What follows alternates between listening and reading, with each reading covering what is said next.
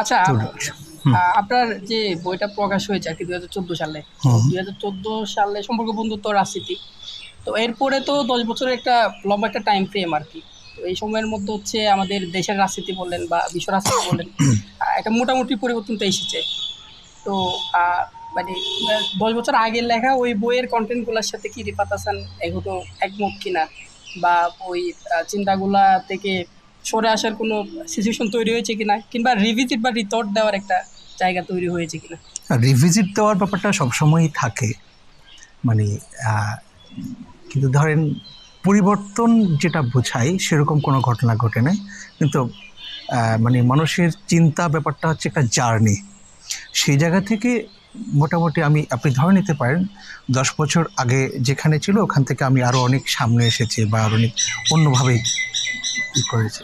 এখন এটা যদি কোনো একটা স্পেসিফিক ইস্যুতে বলেন তাহলে আমি বলতে পারবো যে এই বিষয়ে আমার অবস্থান আগে এরকম ছিল, এখন এটার থেকে কোনোভাবে আমার রিভিজিট করা দরকার কিনা বলতে পারবো। তো ওভারঅল আমার মনে হয় কি আমাদের যে বিন্দুতে ছিলাম সেই বিন্দু থেকে জার্নি হয়েছে, কিন্তু কোনো রকম পরিবর্তন হয় নাই। মানে এটারে মানে এভাবে আপনি কোনোভাবে ইয়ে করতে পারবেন না। ধরেন 2000 2014 সালে বা 2013 সালে যখন আমরা শাহবাগের ব্যাপারে কথা বলতেছিলাম, আমাদের কথা শুনতে পাচ্ছেন? আচ্ছা আচ্ছা, সে সময় যেভাবে কথা বলতেছিলাম, এখন এসে তার ব্যাপারে আমাদের কথা কোনোভাবেই মানে দিক পরিবর্তন করে নেই। কিন্তু আমাদের ধরেন হ্যাঁ, পলিটিক্স ব্যাপারটাই হচ্ছে এমন, মানে এটার পদ্ধতিগত আলাপ করা যাবে, সবসময় রিভিউ করা যাবে। আপনি রিভিজিট করে বলতে পারবেন যে 2014 সালে বা 2013 সালে আমরা যেসব অবস্থান নিয়েছিলাম এটা পলিটিক্যালি ভুল কিনা, মানে পলিটিক্যালি ভায়াবল কিনা সেটা বলতে পারবেন। যেমন এমন হইতে পারে যে 2013 সালে যখন হেফাজত মানে ঢাকায় শাহবাগের বিপরীতে একটা ক্ষমতা হিসেবে সামনে হাজির হইল, তো এই ঘটনাটাকে আমরা প্রত্যেকেই যেভাবে রেসপন্স করেছি, হ্যাঁ, এই রেসপন্সের অনেক রকম ফলাফল হইতে পারতো। মাঝখানে আমরা এই ধরনের একটা আলাপ করছিলাম, ধরেন 5ই মের ঘটনাটা যদি ধরেন মানে একটা যেভাবে একটা মানে ওই এদের একটা যৌথ বাহিনীর অভিযানের মাধ্যমে শেষ হয়েছিল, তো অভিযানের মাধ্যমে শেষ না হয়ে যদি এদের বিজয়ের মাধ্যমে শেষ হইতো তাহলে বাংলাদেশটা কেমন হইতো, এরকম একটা ভাবনা আমরা ভাবতাম। দেখা গেল যে বাংলাদেশটা সে সময় কেমন হতো সেটা নিয়ে আমাদের বুদ্ধিজীবীদেরও কোনো আলাপ ছিল না, প্ল্যান ছিল না, পলিটিশিয়ানদেরও কোনো প্ল্যান ছিল না। তার মানে হচ্ছে যে ওনারা সবাই একটা এটা হচ্ছে অদৃষ্টের উপর ছেড়ে দিয়েছিলেন পুরো ঘটনাটা। এই ছেড়ে দেওয়াটাকে আমি ক্রিটিক করি।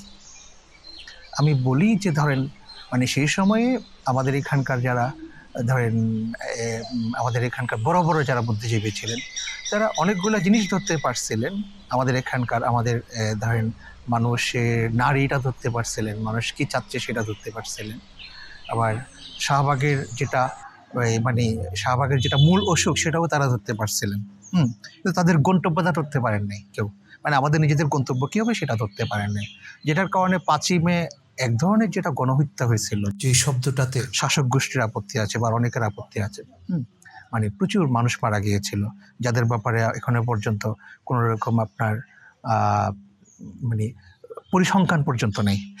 পরিসংখ্যান নেই, এমনকি মানুষ মানে তারা ভয়ে কোনোভাবে বলে না, কোনো কিছু প্রকাশ করে না, ভুক্তভোগীরাও এটা বলে না। কিন্তু এই ঘটনার পরে দেখা গেছে কি তাদের আসলে এই ঘটনাকে ট্যাকেল দেওয়ার মতো কোনো রকম পলিটিক্যাল কর্মসূচি ছিল না। আফটার অল মানে হেফাজত জিনিসটা ছিল, সেই হেফাজত জিনিসটা তখনও এবং এখনও পুরাপুরি একটা অরাজনৈতিক সংগঠন ছিল। এবং একটা অরাজনৈতিক সংগঠনকে দিয়ে যখন আপনি একটা রাজনৈতিক সংগঠন রাজনৈতিক কর্মসূচি পরিকল্পনা করবেন, এটা আসলে খুবই অরাজনৈতিক একটা ঘটনা হিসেবেই মানে কনসিকুয়েন্স দাঁড়াবে আর কি, যেটা হেফাজতের ক্ষেত্রে হয়েছে। হেফাজতের ক্ষেত্রে পেছনে কারা পরিকল্পনা করেছে সেটার ব্যাপারে মানে জাস্ট জনশ্রুতিগুলোই তো আমাদের একমাত্র ধরেন মানে টুল, যেখান থেকে আমরা ধরে নিতে পারি পিছনে কারা কারা ছিল, কারা কারা প্ল্যান করেছে। তো এটুকু ধরতে পারি যে এরা কেউ সিনসিওর ছিল না, এরা শুধুমাত্র একটাতেই সিনসিওর ছিল, সেটা হচ্ছে যে শাহবাগ নামে একটা ঘটনা হয়েছে, এটাকে ট্যাকল করতে হবে, এটাকে ডিল করতে হবে। তো এটা ওয়াইজ ওয়েতে হয় নাই। ধরেন বাংলাদেশে বিএনপির মতো মানে একটা জনপ্রিয়, সবচেয়ে জনপ্রিয় মানে রাজনৈতিক দল যদি আমরা ধরি বাংলাদেশের বিএনপিকে, তো তারাও সংখ্যালঘুর মতো করে আচরণ করছে। একটা পলিটিক্যাল বয়ান হাজির করতে পারেনি। একটা যুদ্ধাপদের বিচার হইল, বিচারের ব্যাপারে তাদের কোনো রকম ক্রিটিক্যাল বয়ান দাঁড় করাতে পারে নাই। অবিকল আওয়ামী লীগের যা বয়ান, বিএনপিরও তাই বয়ান ছিল, শুধুমাত্র বিএনপি চুপ ছিল, এটুকুর বাইরে আর কোনো রকম নিজেদের বয়ান হাজির ছিল না। তো এই ঘটনাগুলো নিয়ে আমাদের যারা বুদ্ধিজীবী তাদের একটা রিভিজিট করার ব্যাপার হয়তো বা থাকতে পারে। আমি এখনো পর্যন্ত মনে করি সেই সময়টি আমাদের যেটা অবস্থান ছিল, সেই অবস্থানটা আমি বিন্দুমাত্র কোনো রকম ধরেন মনে হয় না যে আমি কোনো একটা ভুল পথ পার হয়ে আসছি। এবং আমার সবসময় মনে হয়েছে যেটার ব্যাপারে আপনাদের মানে আপনারা যদি সামনে আরও করেন হয়তো বা আসতে পারে, যেমন ধরেন আপনারা খেয়াল করবেন, বরং আমার আশেপাশে অনেক বন্ধুকে আপনারা পাবেন। আমার আশেপাশে অনেক বন্ধু বা মানে এই মুহূর্তে বাংলাদেশে খুবই পপুলার সরকার বিরোধী আন্দোলন করছেন, সরকার বিরোধী কথাবার্তা বলছেন, বুদ্ধিজীবিতা করছেন, তারপর সোশ্যাল মিডিয়া ইনফ্লুয়েন্সার, তারা সবাই কিন্তু তাদের পথটাকে পরিবর্তন করছেন।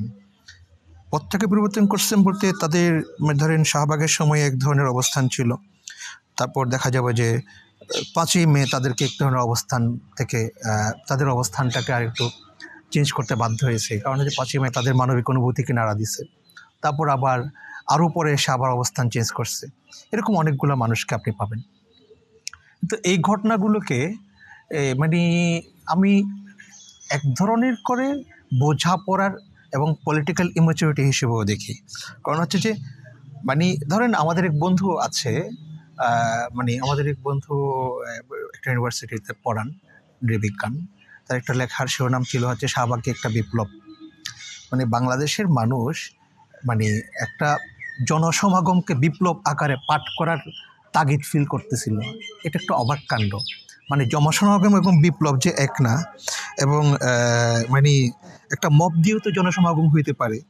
তারপর হচ্ছে যে আপনার মানে শাহবাগ জিনিসটা হচ্ছে যে যেটার ব্যাপারে শাহবাগ হচ্ছে এমন একটা ঘটনা যেটার সাথে একমাত্র জামাত ইসলামী ছাড়া, মানে যারা হচ্ছে যে এই বিচারের ভুক্তভোগী তারা ছাড়া আর কারোর কোনো মানে এক ধরনের দ্বিমত ছিল না।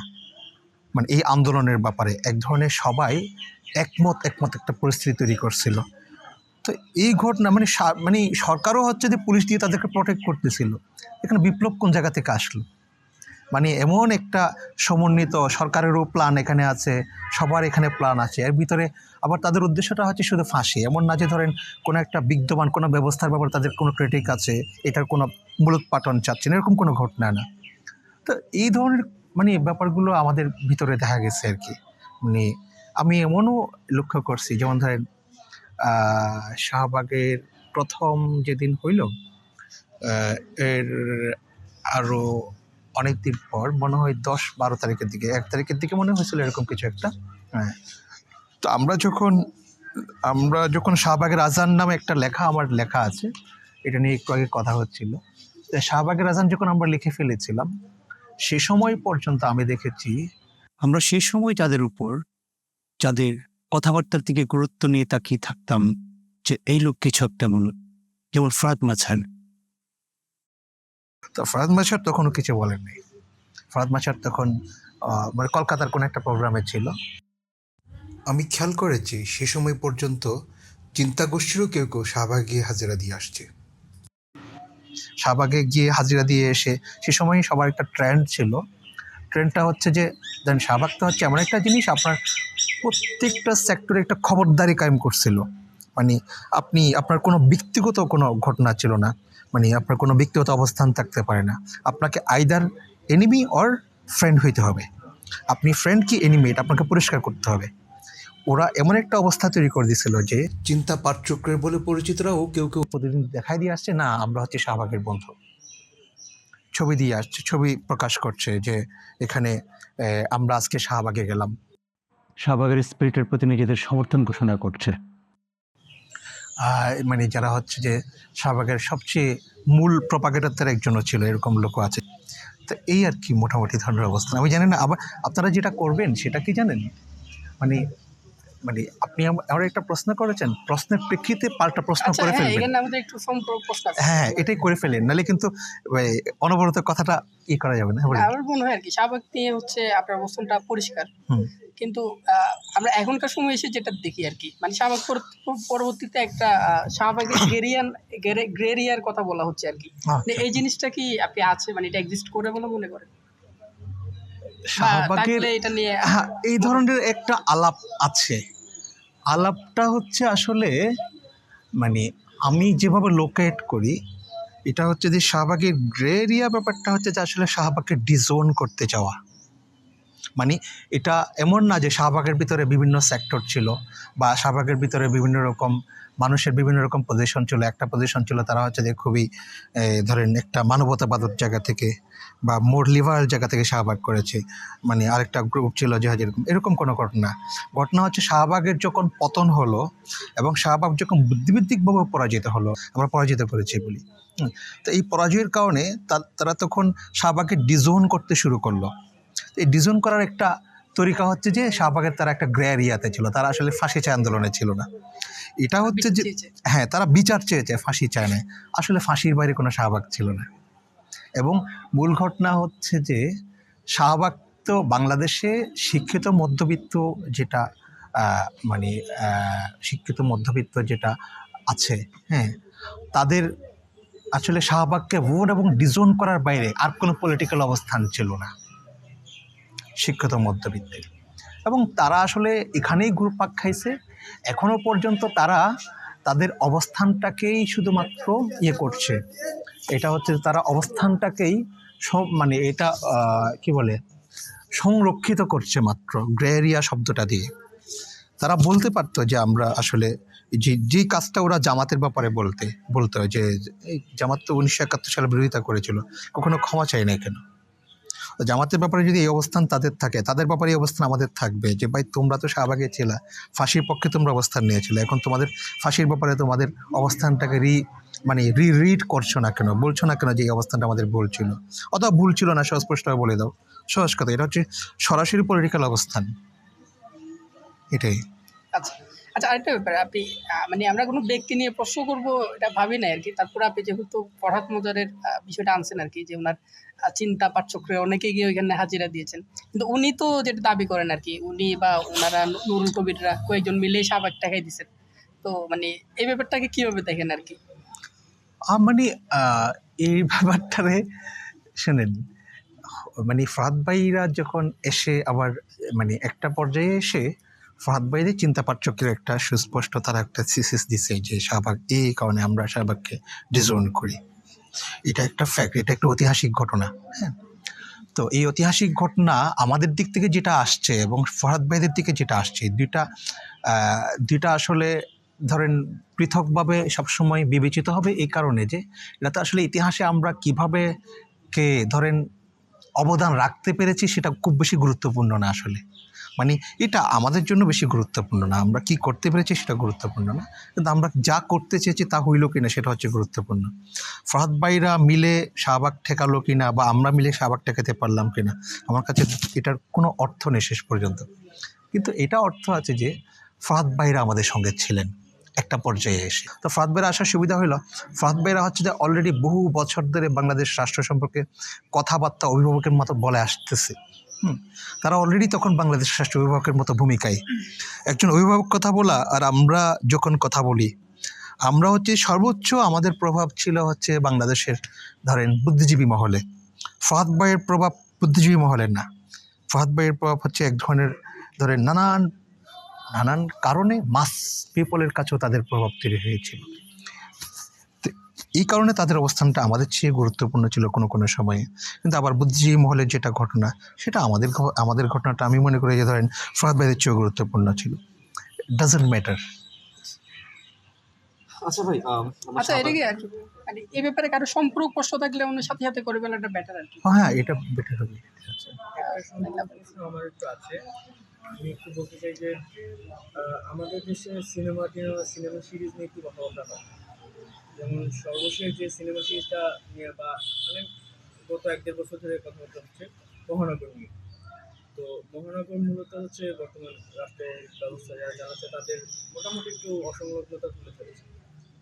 তো এটা নিয়ে যখন আমরা যখন কথা বলতাম করতাম, তখন হচ্ছে আহ, একটা থট এরকম দাঁড়া হয়েছিল যে এই সিচুয়েশনটা এখানে আনার জন্য, এই সিচুয়েশনটা এখানে ক্রিয়েট হওয়ার জন্য যেই মানে ভিতটা, সেই ভিতটাই এই সিনেমার পরিচালক তৈরি করেছেন। আশফাক নিপুণ। আশফাক নিপুণ। হ্যাঁ। তো এটার ক্ষেত্রে এই যে সলিউশনটা কি আসলে আসলে কি তারা তারা যদি বাংলাদেশের এই পরিস্থিতিটার জন্য দায়ী থাকেন, তাহলে মানে ওনারা- সিচুয়েশন কোনটা, মানে আপনি আরেকটু ডিটেল করেন, মানে তারা যে এই পরিস্থিতির জন্য দায়ী সেটা কি কারণে, তারা আচ্ছা, কি আমি মনে হয় বুঝতে পেরেছি কোশ্চেনটা ঠিক এরকম যে বর্তমানে বাংলাদেশ যে একটা আমরা যে অবস্থায় আসছে, কেমন অবস্থা সেটা আসলে বড় করে বলার কিছু নাই। তো ওই অবস্থায় যে আসছি আমরা, যেই কারণে, সেই কারণে আশফাক নিপুণদের মতো পরিচালক মানে বা ওনারা এরকম শাহবাগে আমাদের গিয়ে শাহবাগে হাজিরা ছিল। দিছেন। আচ্ছা শাহবাগে ছিল এই ঘটনাটার কথা? এইটার একটা সম্পর্ক এখন সলিউশন কি, সলিউশন বলতে এখন তারাই এটা দাঁড়া করাইছে, তারা এটা বিরোধী সিনেমা বানাচ্ছে, এখন এই অবস্থা। তো আমার কথা হচ্ছে উনি এখন এসে যদি সিনেমা বানিয়ে ওইটার একটা কাফার আদায় করতে চান বা ওটা যদি প্রায়শ্চিত্ত করতে চান, তাহলে সেটা কিন্তু আমরা প্রায়শ্চিত্ত বলে মেনে নেব কিনা? এটা কি গ্রে এরিয়া হবে? সেটা তার বর্তমান মানে আশফাক নিপুণ কোথাও গ্রে এরিয়ার কথা দাবি করেছে আমার জানা নেই, মানে হ্যাঁ আমিও দেখি না। হ্যাঁ আমি দেখি নাই সে কোনো গ্রে এরিয়ার কথা দাবি করেছে বলে জানা নেই। মানে হচ্ছে যে যারা কাজ করে তারা আসলে তারা কখনো তাদের অতীতকে নিয়ে জাস্টিফিকেশনে যায় না, এটা গুরুত্বপূর্ণ না তার জন্য। যদি কোনো একটা পথ আপনি অতিক্রম করে আসলেন, অতিক্রম যেহেতু করে আসলেন, এটা যদি আপনার জার্নিও হয়ে থাকে, আপনি তো এই পথটা অতিক্রম করে সেই পথে এসেছেন। এখন অতিক্রম করে আসার পরে অতীতটাকে নিয়ে আপনি এটা হচ্ছে হীনমন্যদের ব্যাপার হচ্ছে যে সে এটা জাস্টিফিকেশন তৈরি করার চেষ্টা করবে বা এটা কোনো ক্রিটিক করবে না, করবে না। এরকম হীনমন্যতার ঘটনা দিয়ে এমনকি আপনি ব্যাখ্যা করতে পারবেন না কোনো ইয়েকে। এবং এটা মানে আপনিও বা যে কেউ যদি এটা বলে যে আশফাকদের কারণে ধরেন মানে বাংলাদেশ এই পর্যায়ে এসেছে, ঘটনাটা এরকম না। ঘটনাটা হচ্ছে যে আসলে এরকম হাজার হাজার আশফাকটি ছিল বা আরও অনেকেই ছিল, এবং সবাই বেশিরভাগ মানুষই তাদের রিরিড করে না নিজেদেরকে। যারা রিরিড করতে সক্ষম হয়েছে তাদের ব্যাপারে এই আলোচনাটা অনর্থক আর কি। ধরেন আশফাক যদি মনে করে সে রিরিড করতে সক্ষম হয়েছে এবং সে এটার ব্যাপারে সে যদি বলতো যে না আমাদের একটা গ্রে এরিয়া আছে, তখন আপনি প্রশ্ন করতে পারতেন তাহলে আপনাদের গ্রে এরিয়াটা ব্যাখ্যা করেন। সে এইটুকু তো যায় না, তার এই প্রশ্ন আপনি করবেন কেমনি? বরং ঘটনা হচ্ছে যে যারা এখনো পর্যন্ত মনে করেন 2013 সালের যেটা শাহবাগ ছিল এবং এটার কারণে যেটা যুদ্ধাপরাধ বিচারের কনসিকোয়েন্স দাঁড়াইছিল, এই জিনিসগুলা লেজিটিমেসির ব্যাপারে পক্ষে যারা এখনো কথা বলেন তাদেরকে এই প্রশ্নগুলো করতে পারেন আর কি।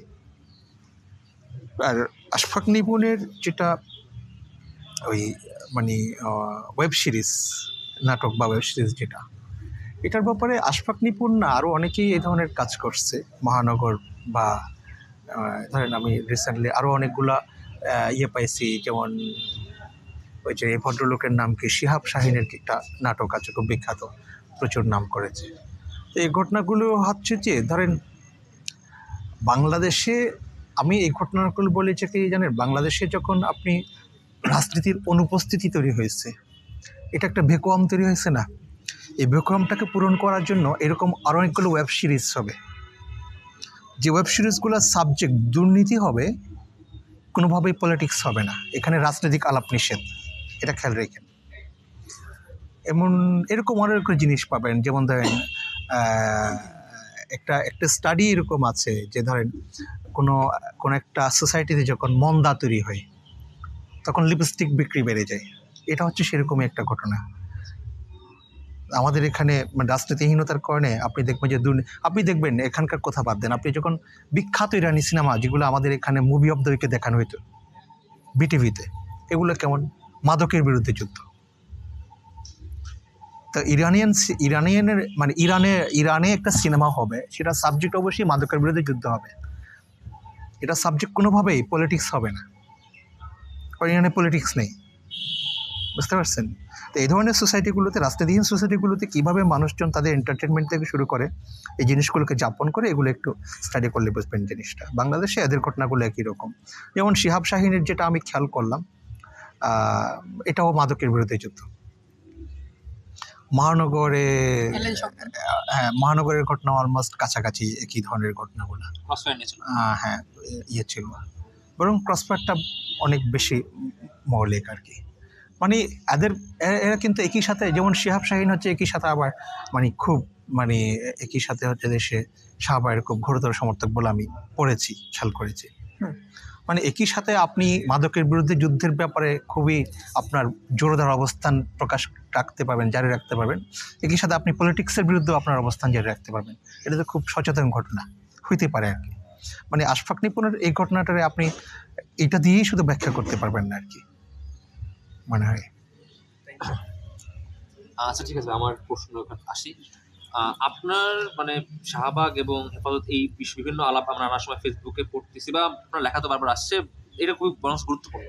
কিন্তু আমি একটা জিনিস আপনার প্রতি মুগ্ধ হয়েছি, সেটা হচ্ছে কি যে আমি আপনার বইটা যখন পড়তেছিলাম সম্পর্ক বন্ধু রাজনীতি, আপনার রাষ্ট্র, আইন, ধর্ম এগুলো একটা মানে সুন্দর আলাপ বা চিন্তাধারা আছে। তো আমি পড়তে পড়তে কিছু ব্যাপার স্যাপার বের মানে আমার কাছে মনে হয়েছে যে একটা আমার একটু মানে আমি জানতে আগ্রহী, আমি মনে হয় প্রশ্নটা শুনলে সবাই চাবেন। আচ্ছা মানে আপনি দেখা যাচ্ছে বারবার মানে মানে আমরাও বলি যে রাষ্ট্রের তো অনেক রাষ্ট্রযন্ত্র আমাদের নিপীড়ক মতোই আছে। এখন হচ্ছে গিয়া রাষ্ট্র নিয়ে আপনার মূল ধারণাটা কি, মানে রাষ্ট্র নিয়ে ধারণাটা কিরকম? মানে ধরেন আপনিও বলতেছেন যে রাষ্ট্র নিপীড়ক, আবার দেখা যায় যারা মূলধারা কমিউনিস্টরা বলে যে রাষ্ট্র বলতে কিছু নাই, রাষ্ট্র নিপীড়ক যন্ত্র হিসেবে। তো এখন ধরেন আমরা ধরে নিয়েছি যে রিফাত হাসান এবং কমিউনিস্টরা একই বছর রাষ্ট্রহীন বিশ্ব। এখন রাষ্ট্রহীন বিশ্বকে আমরা এনার্কি বলেও জানি, যে এখন ধরেন কমিউনিস্টরা তো কমিউনিস্ট বলবে, কিন্তু আপনি রাষ্ট্রহীন বিশ্ব বলতে কি বোঝাচ্ছেন? এটা কি এবার এনার্কির দিকে চলে যায় কিনা, মানে অরাজকতা? আমি কি বলতে বুঝতেছিলাম যে আমি মানে রাষ্ট্র মানে আমার প্রশ্ন হচ্ছে আপনি রাষ্ট্র বলতে মূল ধারণাটা কি, রাষ্ট্রকে আপনি কিভাবে দেখেন? হ্যাঁ, মানে হচ্ছে যে একটা জিনিস হচ্ছে মানে মানুষ যখন আমি আমি একটা ছোট যে জায়গা থেকে কথা আলাপগুলো শুরু করি, সেটা হচ্ছে যেখান থেকে সম্পর্ক বন্ধুত্ব রাজনীতি ধারণাটা নিয়ে আমি কথা বলি। হ্যাঁ, তো সেটা হচ্ছে যে মানে মানুষের তো একটা জন্ম থেকে একটা জার্নি থাকে। তো এই জার্নির ভিতরে মানুষের যখন পলিটিক্যাল হয় ওটাকে বুঝি, আমি এটাকে বলি যে ধরেন বন্ধুত্ব তৈরি হওয়া। তাই মানুষের মানে মানে এখানে এই বন্ধুত্ব তৈরি হওয়ার স্তরের একটা ঘটনা আছে, সেটা হচ্ছে মানুষ পরিপূর্ণভাবে সার্বভৌম হয়ে ওঠা, স্বাধীন হয়ে ওঠাকে বলি। এই স্বাধীন হয়ে ওঠার পরে মানুষের আসলে তখন বন্ধুত্ব তৈরি হয়, এবং সে তখন যেটা করে সেটা হচ্ছে ধরেন মানে বন্ধুত্বটাকে চর্চা করতে শুরু করে। এটা হচ্ছে তাদের পলিটিক্যাল অর্গানাইজেশনের ধারণা আমার কাছে। এখানে তো প্লিজ আর একটু বড় করে বললে সুবিধা হয়। আপনারা একটা কাজ করুন, ওর কাছে চলে আসেন, কারণ হচ্ছে যে আমার সাউন্ডটা অনেক ছোট নর্মালি, হ্যাঁ, চলে আসতে পারেন আর কি। আচ্ছা, তো আমরা যেটার ব্যাপারে নর্মালি ধরেন এই কমিউনিস্টদের ব্যাপারে আপনি যেটা বলতেছেন, তাদের যেটা রাষ্ট্র নেই, মানে রাষ্ট্র হচ্ছে যে বল প্রয়োগের হাতিয়ার হিসেবে তাদের কাছে বলা হয়, বা তারা এই রাষ্ট্র থেকে তারা আসলে যেটা করতে চায় ধরেন মানে এটাকে পার হয়ে আরেকটা অন্য রাষ্ট্রে যেতে চায়। ধরেন প্রলেতারিয়াতের তারা তখন একটা এটা কি বলে একনায়কতন্ত্র তৈরি হইল, এখানে পৌঁছাইতে চায়, যদিও এটাও তাদের আলটিমেট গোল না, এটার পরে আরেকটা গোল আছে যেখানে আলটিমেট সমাজতন্ত্র প্রতিষ্ঠা হবে।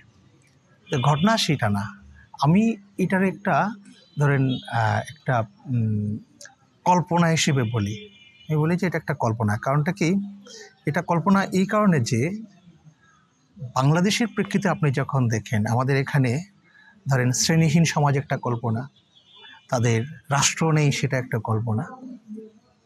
এই কল্পনাকে আপনি তখনই ধরতে পারবেন যখন দেখবেন তাদের যখন একটা রাষ্ট্র তৈরি হয়ে গেল, ধরেন আওয়ামী লীগের নেতৃত্বে একটা রাষ্ট্র তৈরি হয়ে গেল, তাদের শেখ হাসিনার নেতৃত্বে একটা ধরেন একটা জাসদের মন্ত্রিত্ব তৈরি হয়ে গেল, তখন দেখবেন যে তারা এখন তাদের কাছে রাষ্ট্র মানেই তখন সব কিছু।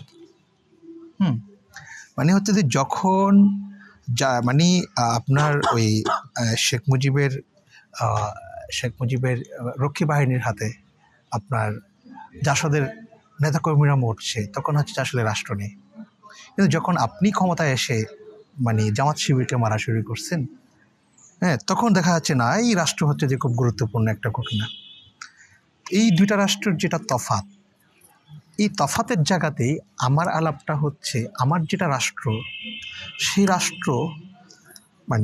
রাষ্ট্র আপনার এখন যেমন রাষ্ট্র নেই, মানে যখন ওই মানে জাসদের নেতাকর্মীদেরকে মারতেছে তখন যেমন রাষ্ট্র নেই, একইভাবে জামাত শিবিরকে যখন মারতেছে তখন আসলে আমার রাষ্ট্র নেই। তার মানে আমার রাষ্ট্রটা কোন জায়গায় তাহলে? আমার রাষ্ট্র সম্পর্কিত আলাপটা হচ্ছে যে এখানে মানে শেষ পর্যন্ত এসে আপনি আসলে রাষ্ট্রের কোনো একটা এমন মানে এটা হচ্ছে যে ধরেন খুব ফর এভার ট্রুথ হিসেবে ধরে নিতে পারবেন না। মানব ইতিহাসে রাষ্ট্র হচ্ছে একটা ক্ষুদ্রতম ঘটনা।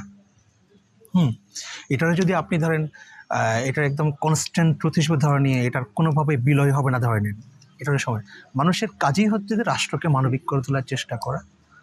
এটার জন্য প্রয়োজন রাষ্ট্রের বিলয় গঠন, মানে রাষ্ট্রটারই আপনাকে রেখে দিতে হবে সেটা ঘটনা। দরকার হলে আপনাকে নতুন রাজনৈতিক সংগঠন করবেন।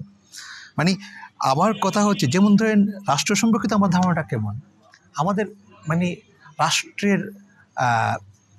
রাষ্ট্রের আগের অবস্থায় মানুষ যেটুকু স্বাধীন ছিল, যেরকম স্বাধীন ছিল, আমি চাই এমন একটা সময় যে সময়ে এসে মানুষ সেরকম স্বাধীন হইতে থাকতে পারবে। এখন সমস্যা হচ্ছে তখন আপনার যেটা হবে মানে আপনি যখন রাষ্ট্র জিনিসটা তো আসলে একই সাথে একটা পাওয়ার এক্সারসাইজ করবে, মানে সার্বভৌমত্ব এক্সারসাইজ করবে, পাওয়ার এক্সারসাইজ করবে। এবং আমি যে সময়ের কথা বলছি, যে স্বাধীনতার কথা বলছি, সেখানে হচ্ছে যে আপনিই হচ্ছেন যে সার্বভৌম হবেন। তো উভয় সার্বভৌমের একটা কিন্তু লড়াই চলবে, এবং লড়াইটা হচ্ছে সবসময়কার লড়াই, এটা এখনকার লড়াই না, সবসময়কার লড়াইটা থাকবে। আপনি যখন রাষ্ট্রের এই প্রবলেমেটিক আলাপগুলো যখন রিয়েলাইজ করতে থাকবেন, তখন আপনার রাষ্ট্র ধারণায় চেঞ্জ হতে থাকবে। আমার রাষ্ট্র সম্পর্কিত আলাপ এরকম কোনো চূড়ান্ত আলাপ না আর কি। আলাপগুলো হচ্ছে বা নিরন্তর ক্রিয়েটিভ থাকা। আচ্ছা, তাহলে মানে ফর্মগুলোর ব্যাপারে আমাদের আলাপটা হচ্ছে ফর্মটা কোনোভাবে ফিক্সড ফর্ম না আর কি, মানে চিরায়ত কোনো ফর্ম না। মানুষের পলিটিক্যাল ফর্মটা কোনো চিরায়ত ফর্ম না। মানে আপনার রাষ্ট্র কিন্তু অ্যানার্কিজমের দিকে যেতে পারে। অ্যানার্কিজম তো একটা ইজম মানে তো তাহলে একটা আমরা বলতে পারি অরাজকতার দিকে, মানে ধরেন কোনো রাষ্ট্র নেই, মানে আমরা একটা রাষ্ট্র নিয়ে হইতে পারে, রাষ্ট্র নিয়ে মানে এটা অ্যানার্কিজম ঘটনা সেটা না। এটা আপনি জাস্ট ডিফাইন করেন এনার্কি হিসেবে। মানে অ্যানার্কিজমের মানে আপনি দেখবেন যে ধরেন যারা মার্কসিস্ট, তাদেরও এক ধরনের অ্যানার্কিস্ট চিন্তা আছে। যেমন এক ধরনের চিন্তা, যেমন স্বয়ং মার্কস কিন্তু অ্যানার্কিস্ট না। মার্কসের চিন্তাটা হচ্ছে ধরেন মানে যে ধরেন প্রলেতারিয়াতের একনায়কতন্ত্র হওয়ার পরে মানে আস্তে আস্তে এটা হচ্ছে যে ট্রানজিশনটা হবে। কিন্তু আবার এনার্কিস্ট যারা আছে তারা চিন্তা করে যে কোনো রকম ট্রানজিশন ছাড়াই সরাসরি একটা বিপ্লব হবে। বুঝতে পারছেন? ধন্যবাদ। তো এখন ভাই আসলে মানে রাষ্ট্র নিয়ে তো যত কিছু বলে, এখন তো বর্ডার একটা আছে, মানে আমরা একটা রাষ্ট্রের মধ্যে বসবাস করতেছি। তো আমাদের সংবিধানের 4টা মূলনীতি আছে। এখন সংবিধানের 4টা মূলনীতি বাদ দিলেও রাষ্ট্রের একটা ব্যাপার মানে আসছে, সেটা হচ্ছে কি যে এখন রাষ্ট্রে তো বিভিন্ন ধরনের মানুষ বাস করতেছে। তো আমরা জানি এই সংখ্যা লঘু বা সংখ্যা গুরু জায়গায় নাগরিক বোঝা যাচ্ছে, সংখ্যালঘু সংখ্যাগুরু বলতে যাচ্ছেন না। এখন আপনাকে দেখা যাচ্ছে আপনি রাষ্ট্র ধর্ম বলতে, মানে এখন রাষ্ট্র ধর্ম যেটা মানে ধর্মনিরপেক্ষতা বলে একটা ব্যাপার আমাদের মধ্যে আছে, সেকুলারিজম যেটাকে আমরা বলতেছি। তো আপনি হচ্ছে কি সেকুলারিজমকে কিছুটা মানে বিরোধিতা, আপনার জায়গাতে বিরোধিতা করছেন সেকুলারিজম। এখন রাষ্ট্র যদি একটা ধর্ম না থাকে তাহলে আমরা এটা কি বলবো, মানে রাষ্ট্র নিজের ধর্ম। আপনার একটা জিনিস অ্যাড করি, আপনি নিজে বলতেছেন যে রাষ্ট্র একটা ধর্ম হয়ে ওঠার কাল মানে ব্যাপার থাকে যে রাষ্ট্র নিজে একটা ধর্ম, সেই একটা ব্যাপার তৈরি করে সে ক্ষেত্রটা। তো এখন যদি রাষ্ট্রের ধর্ম নিজেই রাষ্ট্র হিসেবে ধর্ম হয়, আমরা এটা কি নামে ডাকবো? আর যদি ধরেন আমরা বলছি ধর্মনিরপেক্ষ থাকবে না, মানে সেকুলারিজম রাষ্ট্র ধর্ম থাকবে না, তাহলে থাকবে কি? মানে রাষ্ট্র যদি ধর্ম থাকতে হয়, মানে আপনি বলতেছেন যে রাষ্ট্র নিজের ধর্ম হতে চাচ্ছে, আমরা সে বিরোধিতা করতেছি। এখন রাষ্ট্র যদি নিজের ধর্ম হতে না চায়, তখন ওকে একটা ধর্ম দাঁড়া করাতে হবে। সেটা ধরেন রাষ্ট্রধর্ম ইসলাম বললাম, রাষ্ট্র ধর্মনিরপেক্ষতা বললাম। তাহলে যদি ধর্মনিরপেক্ষতার আমরা যদি মানে বলি যে আমরা ওন করতেছি না বা আমরা এটা বিরোধিতা করতেছি, তাহলে রাষ্ট্রের ধর্মটা কি থাকবে? এমনি এখানে মূল জায়গাটা হচ্ছে আসলে কি জানেন, সেটা হচ্ছে যে আসলে সবার আগে যেটা বিরোধিতা করতে হবে সেটা হচ্ছে রাষ্ট্রের ধর্ম হয়ে ওঠার ব্যাপারটা।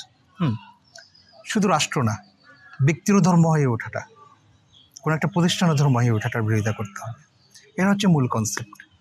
এখন মানে এই জায়গা থেকে আসলে ধরেন এটা মানে রাষ্ট্রের একটা ধর্ম থাকা, রাষ্ট্র নিজেই যখন একটা ধর্ম ব্যবস্থা, রাষ্ট্রের যখন আমি ধর্ম ব্যবস্থা বলি, তখন রাষ্ট্রের আরেকটা ধর্ম থাকা এটা প্রায় অসম্ভব ব্যাপার।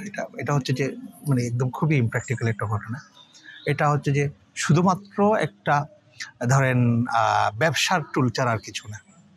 আপনি ধরেন আমাদের এখানকার জনগোষ্ঠী হচ্ছে মুসলমান জনগোষ্ঠীকে মানে মনকে তুষ্ট করার জন্য আপনি রাষ্ট্রধর্ম ঘোষণা করলেন, যেখানে ইসলাম হচ্ছে রাষ্ট্রধর্ম। তো এই ভেগ জিনিসটা দিয়ে যখন আমরা ব্যবহার করি শুধুমাত্র এই অর্থে যে এই কারণেই ব্যবহার, এটাতে এখনো পর্যন্ত বসে আছি এই কারণে যে কারণ হচ্ছে যে এটারে যদি আপনি ধরেন এখন বাতিল করতে যান, তাহলে যেটা হবে বাংলাদেশের মুসলমান জনগোষ্ঠীর এটার ব্যাপারে আপত্তি জানাবে, মনে করবে যে তারা ইসলামের বিরুদ্ধে অবস্থান নিচ্ছে। সেই জন্য বাতিল করা হবে না কখনোই এই জিনিসটা, রাষ্ট্রধর্ম থাকবে। থাকা আর না থাকা এখানে সমান। থাকার ব্যাপারটা হচ্ছে যে মানে একটা বাজে ব্যবহার হয়ে থাকলো আর কি আপাতত। এই ধরনের ছোটো ছোটো ঘটনাগুলো রাষ্ট্রের মানে অসুখ হিসেবে থেকে যাবে, কিন্তু এটার কোনো রকম কার্যকর ব্যবহার থাকবে না। বরং এটা আমাদের এখানে যে প্রবলেমটা তৈরি করে দিচ্ছে সেটা হচ্ছে যে ধরেন আমাদের এখানে যারা মুসলমান না, তাদের ভিতরে একটা ভাব তৈরি করে দিচ্ছে হচ্ছে এই রাষ্ট্রটা মনে হয় মুসলমানদের রাষ্ট্র। এটা হচ্ছে একটা সাইকোলজি যে তৈরি করে দেওয়া হইলো, এই সাইকোলজিটা খুবই খারাপ। হ্যাঁ, তারপর হচ্ছে তাহলে মানে কাজটা কি? কাজটা হচ্ছে যে আসলে ধরেন আমি এটাকে ডিফাইন করি মানে ধর্ম এবং সিউডো ধর্ম। মানে রাষ্ট্র যখন আপনার সামনে আলাদা একটা ধর্ম প্রস্তাব হিসেবে হাজির থাকবে, তখন এটার বিরুদ্ধে লড়াই করা আমি বলি যে কোনো ধর্মভাব সম্পন্ন মানুষের জন্য খুব জরুরি। তাই ধর্মভাব সম্পন্ন মানুষের কাজ কী হবে? এই একটু আগে যেটা বলতেছিলাম সেটা হচ্ছে যে আসলে নিরন্তর আসলে একটা মানবিক রাষ্ট্রের জন্য লড়াই করা। এখানে রাষ্ট্রধর্ম হচ্ছে খুবই ফালতু একটা জিনিস, রাষ্ট্রধর্মও ফালতু একটা জিনিস। তারপর মানে আপনার যেটা করতে হবে মানে রাষ্ট্র যাতে আপনার ভাই একটা জিনিস হচ্ছে যে দুনিয়াতে আপনি মানুষ হিসেবে এসেছেন হচ্ছে খুবই স্বাধীন একটা এন্টিটি হিসেবে। আপনি যদি এই স্বাধীনতা যদি আপনি না থাকে আপনি একটা রাষ্ট্র গঠন পর্যন্ত করতে পারেন না, আরগুলো বাদ দেবেন। হ্যাঁ, যেটার ব্যাপারে আপনার ওই যেটার ব্যাপারে আমরা বলি যে এটা হচ্ছে যে মানে আল্লাহ মানুষকে তৈরি করে দেওয়ার পরে মানুষের ভিতরে একটা বিবেক ফুঁকে দিয়েছেন আল্লাহ। এই বিবেকটা হচ্ছে যে মানুষের একটা স্বাধীনভাবে আপনি ভালো এবং মন্দের পার্থক্য তৈরি করতে পারার একটা জিনিস, এটা হচ্ছে বিবেক। তো এই জায়গাগুলো থেকে আপনি আমার মনে হয় আর কি বিচার করতে পারেন আর কি। মানে সিউডো ধর্ম কোন জিনিসটা হচ্ছে আপনার সামনে সবসময় ধর্মের স্থান হাজির নিয়ে আপনাকে বলছে তুমি আমাকে বাউ করো, এবং এই জিনিসগুলো তো শুধুমাত্র বাউ করার ব্যাপার না।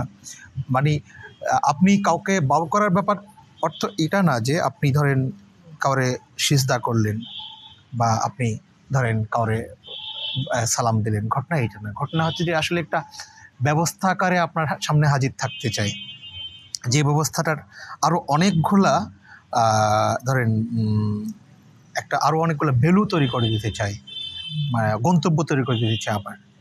তো এই গন্তব্যগুলোর এমন ঘটনা হইতে পারে যে এই গন্তব্যগুলো হইতে পারে যেমন ধরেন আপনাকে একটা এটা হচ্ছে ধরেন একটা পুঁজিবাদ এই ধরনের একটা ধর্ম হইতে পারে, বুঝতে পারছেন?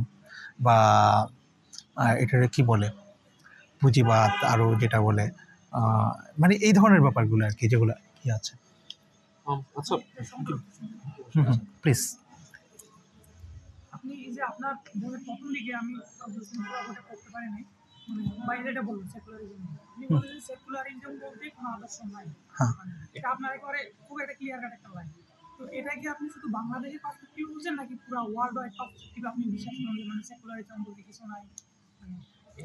আমি এরকম কোথাও বলেছি মনে হয় না সেকুলারিজম বলে। তবে আমি সেকুলারিজম বলে ধারণাটা আমি আপনার বলি, সেটা হচ্ছে ধরেন আমি বলেছি মনে হয় এরকম, মানে সেকুলারিজম ইটসেলফ মানে অ্যাজ এ ইজম, এটা ইটসেলফ একটা ধর্ম প্রস্তাব করে।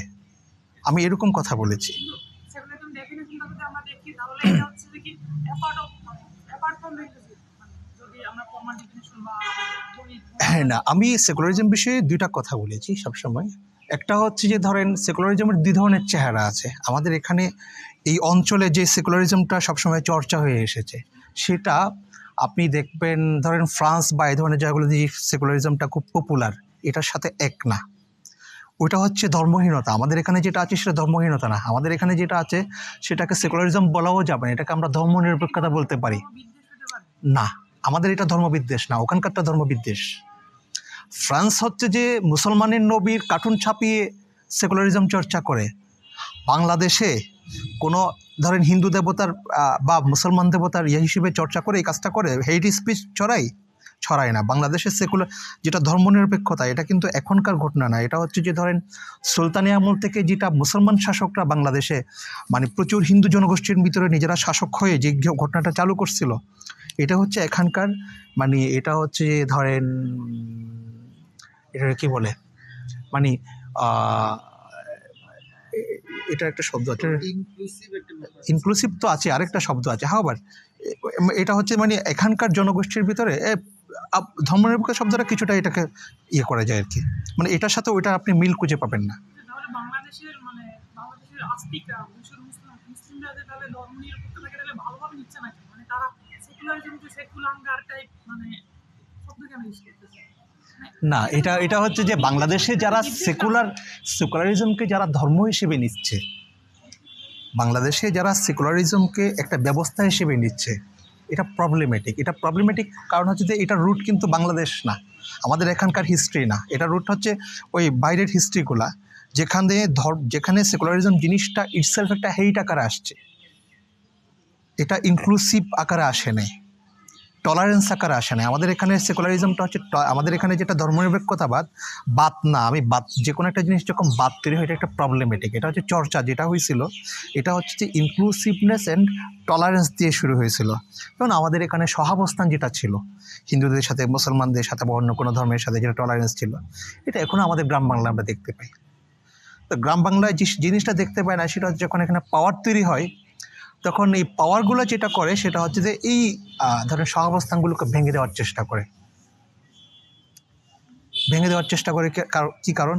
তাদেরকে ধরে নিজের ধর্মকে করতে হচ্ছে, স্যাটিসফাই করতে হচ্ছে ধর্মের লোকজনকে, আমি তোমাদের ধর্মের পক্ষে আছি। তো এগুলোকে তো ব্যবসার উদ্দেশ্যে ব্যবহার করে, বুঝতে পারছেন? এটার সাথে এই যে মানে পলিটিক্যাল কোনো মানে অ্যাটাচমেন্ট আছে কিনা?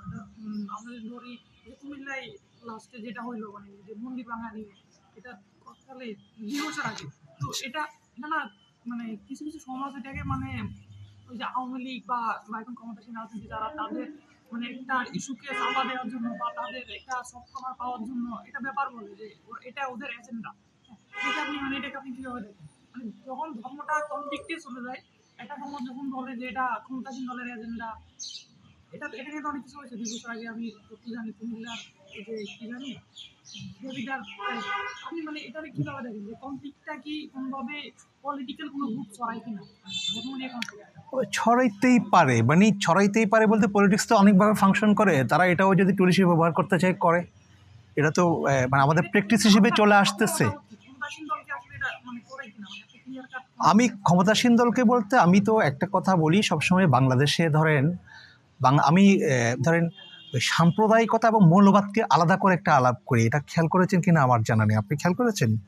এটা হচ্ছে যে বাংলাদেশে পপুলারলি ধরেন যারা ইসলাম নিয়ে কথা বলে তাদেরকে সাম্প্রদায়িক হিসেবে একটা অ্যাপ্রোচ করা হয়। আর এই ঘটনা নিয়ে আমি আলাপ করতেছিলাম যে বাংলাদেশে আসলে বেশিরভাগ মানে বুদ্ধিজীবী বলেন, তারপর জ্ঞানী গুণীরা বলেন, তারা আসলে কেউ মৌলবাদ এবং সাম্প্রদায়িকতার পার্থক্য বুঝে না। বাংলাদেশে ইসলামিস্টদেরকে আপনি বড়জন মৌলবাদী বলতে পারেন, সাম্প্রদায়িক বলতে পারেন না। বাংলাদেশে আমি বলি যে গাঁও গ্রামের সাম্প্রদায়িক হচ্ছে যে আওয়ামী লীগ, এটা খুব সহজ কথা। মনে হচ্ছে যে আমার নিজের অভিজ্ঞতাই দেখা, আমাদের এখানে ঘটনাচক্রে আমার গ্রামের একটা ছেলে আছে, সে খেয়াল করতে পারে। সেটা হচ্ছে কি মানে আমার এমন অভিজ্ঞতা আছে, আওয়ামী লীগের নেতারা বা আওয়ামী লীগ যারা করে তারা হচ্ছে দেখলাম কি ওখানকার হিন্দু জনবসতিগুলোকে ওখানে পাওয়ার এক্সারসাইজ করে। মানে কোনো একটা কমি মাদ্রাসার হুজুর গিয়ে তো করে না, আরেকটা মাদ্রাসার হুজুর গিয়ে তো করতেছে না, করতেছে হচ্ছে আওয়ামী লীগ নেতাটা গিয়ে। এটার কারণটাই হচ্ছে যে ওর আসলে রুটটা হচ্ছে পাওয়ার এক্সারসাইজ করা, এবং পাওয়ার এক্সারসাইজটা যে সাম্প্রদায়িকতার মূল আপনার গন্তব্য শেষ পর্যন্ত, তাকে এক ঘরে করে রাখা। যেমন রমজান শুরু হলো, রমজানের সময় কোনো একজন হিন্দু যদি একটা হোটেল খুললো, তার কাজ হবে যে হোটেলে গিয়ে মানে ভেঙে দিয়ে আসা। এই কাজ কিন্তু কোনো একটা হুজুর করে না, কারণ একটা হুজুর সে জানে যে ওই সময়ে সে যে দোকানটা খুলে রাখছে এটার সাথে তার ইসলাম ধর্মের কোনো রকম আপনার নেই, তার সাথে তার কোনো রকম এখানে মতভেদ নেই বা দ্বিমত নেই বা লড়াই নেই। লড়াইটা আছে আওয়ামী লীগের নেতার সাথে। আর আওয়ামী লীগ নেতা চিন্তা করতেছে আমি থাকাকালে কোন সাহসে এই বেটা সংখ্যালঘু আমার এখানে হোটেল খোলা রাখে। এই দুইটা ঘটনা কিন্তু অনেক বড় ঘটনা। তো আমি এখানেই করতেছি আর কি, মানে সাম্প্রদায়িকতা এবং মৌলবাদ এই জিনিসটাকে যদি আলাদা করতে পারেন না পারেন, যেটা হচ্ছে যে যেটার কারণে আমাদের এখানে সবসময় মানে ইসলাম এর নাম শোনা মাত্রই এটাকে ধরেন সাম্প্রদায়িকতা দিয়ে এই জিনিসটাকে নাকচ করে দেওয়া। মৌলবাদের প্রবলেম তো অন্য জিনিস। মৌলবাদের প্রবলেম অন্য জিনিস বলতে ধরেন এমনকি হেফাজতের ঘটনাটাও মৌলবাদও না, জামাতের ঘটনাটা মৌলবাদ। হেফাজতের ঘটনাটা মৌলবাদও না। হেফাজত কিন্তু আপনার ওরা কোনো জামাতের মৌলবাদ কোন জায়গা থেকে? জামাতের ঘটনাটা হচ্ছে তারা আসলে একটা মৌলবাদী রাষ্ট্র চাই, মানে তাদের এই জিনিসটা কোনো রাষ্ট্রচিন্তা উদ্ভূত না তাদের। আপনি বললেন যে ধর্মরাষ্ট্র অসম্ভব, মানে আপনি যেটা বললেন যে জামাত মৌলবাদ রাষ্ট্র চাই, তো আপনি যে বললেন আপনার লাইনে আছে ধর্মরাষ্ট্র অসম্ভব, তাহলে জামাত কি করবে? মানে তারা তাহলে কি জন্য রাজনীতি করে? তারা কি মৌলবাদ কি রাষ্ট্রের জন্য রাজনীতি করে, নাকি সাম্প্রদায়িক রাষ্ট্রের জন্য রাজনীতি করে? যেহেতু দুইটা আপনি বললেন আলাদা। আমি তো জামাতকে সাম্প্রদায়িক মনে করি না। তার মানে হচ্ছে ওদের পলিটিক্সটা মৌলবাদী পলিটিক্স, সাম্প্রদায়িক পলিটিক্স না। মানে আমি এটার উদাহরণ দিচ্ছি যে যেমন ধরেন বাংলাদেশে বড় বড় আপনার হিন্দু মুসলিম দাঙ্গাগুলোর সময়গুলোতে, যেমন বাবরি মসজিদ ভাঙ্গার সময়গুলোতে বা অন্যান্য সময়গুলোতে দেখা যাচ্ছে যে দুইটা ঘটনা খুবই সিগনিফিক্যান্ট। কমি মাদ্রাসার মৌলানারা, তারপর হচ্ছে যে জামাত শিবিরের নেতাকর্মীরা, এরা হচ্ছে তার আশেপাশের হিন্দু মন্দিরগুলোকে হেফাজত করতে বসছে, হেফাজত করার জন্য সবসময় অ্যাক্টিভ ছিল। সবচেয়ে পত্রিকায় আসছিল, মানে হাটাজারি মাদ্রাসার ওখানে, হাটাজারি মাদ্রাসার পাশে যেটা হিন্দু মন্দির ছিল, ওই দাঙ্গার সময় সবার আগে প্রোটেক্ট করছে তারা তাদের মন্দিরটাকে। এটা হচ্ছে খুবই গুরুত্বপূর্ণ একটা জিনিস। মানে এটা একটা জিনিস। এখন তারা কীভাবে কী জন্য রাজনীতি করবে সেটা তাদের ব্যাপার। আমি তো মৌলবাদী রাজনীতির বিরুদ্ধে হইলেও আমি তো মৌলবাদী রাজনীতিকে স্টপ করাইতে পারবো না। আমি বলতে পারি তুমি রাজনীতি করার অধিকার নেই, এটা বলতে পারবো না। কিন্তু আমি সবসময় চাই বাংলাদেশে ধরেন মানে যেরকমভাবে মনে করি ধর্মরাষ্ট্র অসম্ভব, যদি কখনো এরকম একটা ধর্মরাষ্ট্র সম্ভবও হয়ে ওঠে সেটারও বিরোধিতা করবো আমি। এটা জামাত করলেও বিরোধিতা করবো, হেফাজত করলেও বিরোধিতা করবো। এখানে আমার একটা প্রশ্ন আছে, এখানে আপনার বইয়ের, আচ্ছা আপনার ডিসকোর্সটা কমপ্লিটলি সমস্যা নেই। আমি জানতে চাচ্ছিলাম কোশ্চেনটার সাথে মানে অ্যালাইন করে যে মৌলবাদের ডিসকোর্সগুলো আসলে কি কি, যেটা আসলে অনেক বেশি প্রবলেমেটিক হয়ে স্টেটে। না, মৌলবাদের ডিসকোর্সগুলো হচ্ছে এটার চরিত্রটা হচ্ছে এরকম। এটা ধরেন রিজিড থাকতে চায়, অন্য কোনো ঘটনা না। ধরেন মানে আপনি দুইটা উদাহরণ দেখবেন এই জিনিসটা খুব একটা হচ্ছে ধরেন জামাত এক ধরনের রাজনীতি করত। জামাতের রাজনীতিটা কি? তারা একটা ইসলামী রাষ্ট্র ধরনের কল্পনা করে। আবার ধরেন জামাত থেকে বের হয়ে আরেকটা রাজনৈতিক দল হয়েছে এখন এবি পার্টি নামে। তো তারা কি চাই? তারা হচ্ছে ধরেন তারা বলছে না আমরা ইসলামী রাষ্ট্র চাই না, আমরা চাই হচ্ছে যে ইসলামের মূল্যবোধের ভিত্তিতে রাষ্ট্র। তফাৎ আছে। আপনি যে মানে মৌলবাদ ছেড়ে, মৌলবাদ মানে হচ্ছে কোন জায়গায়, সরি এটা মানে আপনারা এটা খুব ভুল বুঝবেন না, এটা কোনো গালি হিসেবে বলছি না। হ্যাঁ, এটা এই হচ্ছে মৌলবাদ হচ্ছে যে আপনার জিনিসটা, আপনার রাষ্ট্রচিন্তাটা রিজিড, আপনি শুধুমাত্র ওয়ান সোর্স থেকে কোনো রকম পরিবর্তন ছাড়া ব্যবহার করতে বদ্ধপরিকর। এটা অবিকল যা আছে তা। কিন্তু পলিটিক্সটা এভাবে ফাংশন করে না, বুঝতে পারছেন? পলিটিক্স, সমাজ এবং সামাজিক ভ্যালু ব্যবস্থাগুলো এইভাবে ফাংশন করে না। আপনি ধর্ম থেকে ভ্যালু নিতে পারেন, ধর্ম থেকে সরাসরি আইন নিয়ে একটা রাষ্ট্র পরিচালনা করবেন, সেটা প্রায় অসম্ভব ব্যাপার। এটা হচ্ছে ইমপ্র্যাকটিক্যাল জিনিস আর কি। তো ইমপ্র্যাকটিক্যাল জিনিসটা কেন শেষ পর্যন্ত সমস্যা হয়? সমস্যা হয় যে যখন আপনি এমন একটা পরিস্থিতিতে পড়েন, তখন দেখা যায় কি আপনার মানে আমি এটার একটা মানে এটার ব্যাপারে খুব রিসেন্টলি একটা করতে, এটা একটু বলি, খুব মূল্যবান। মানে মৌলবাদ কোন জায়গায় প্রবলেমেটিক, এটা হচ্ছে যে ওই কান্টের একটা আছে হচ্ছে ট্রুথ ইজ মানে এটা হচ্ছে আনকন্ডিশনাল। এখন এই আনকন্ডিশনাল ব্যাপারটা কি, এটা বিমল কৃষ্ণ মতিলাল নাম শুনেছেন কেউ? তাই বিমল কৃষ্ণ মতিলালের একটা আলাপ আছে, সে এখানে মহাভারতের একটা গল্প বলতেছে, কৌশিকের একটা গল্প। কৌশিক হচ্ছে একটা মুনি, তার জীবনের পণ ছিল কৌশিক হচ্ছে সে কখনো মিথ্যা কথা বলবে না। হ্যাঁ, তো এখন কৌশিক একটা ধ্যানে বসলো, ধ্যানে বসা অবস্থায় একবার তার পাশ দিয়ে একটা দুইজন লোক পালায় চলে যাচ্ছে। তো তাকে দেখে থেমে বললো যে খবরদার, আমি যে এদিকে যাচ্ছি পিছনে আমাকে কতগুলা দস্যু তারা করছে, বলবা না যে আমি এদিকে গেছি। এটা বলে ওরা চলে গেল।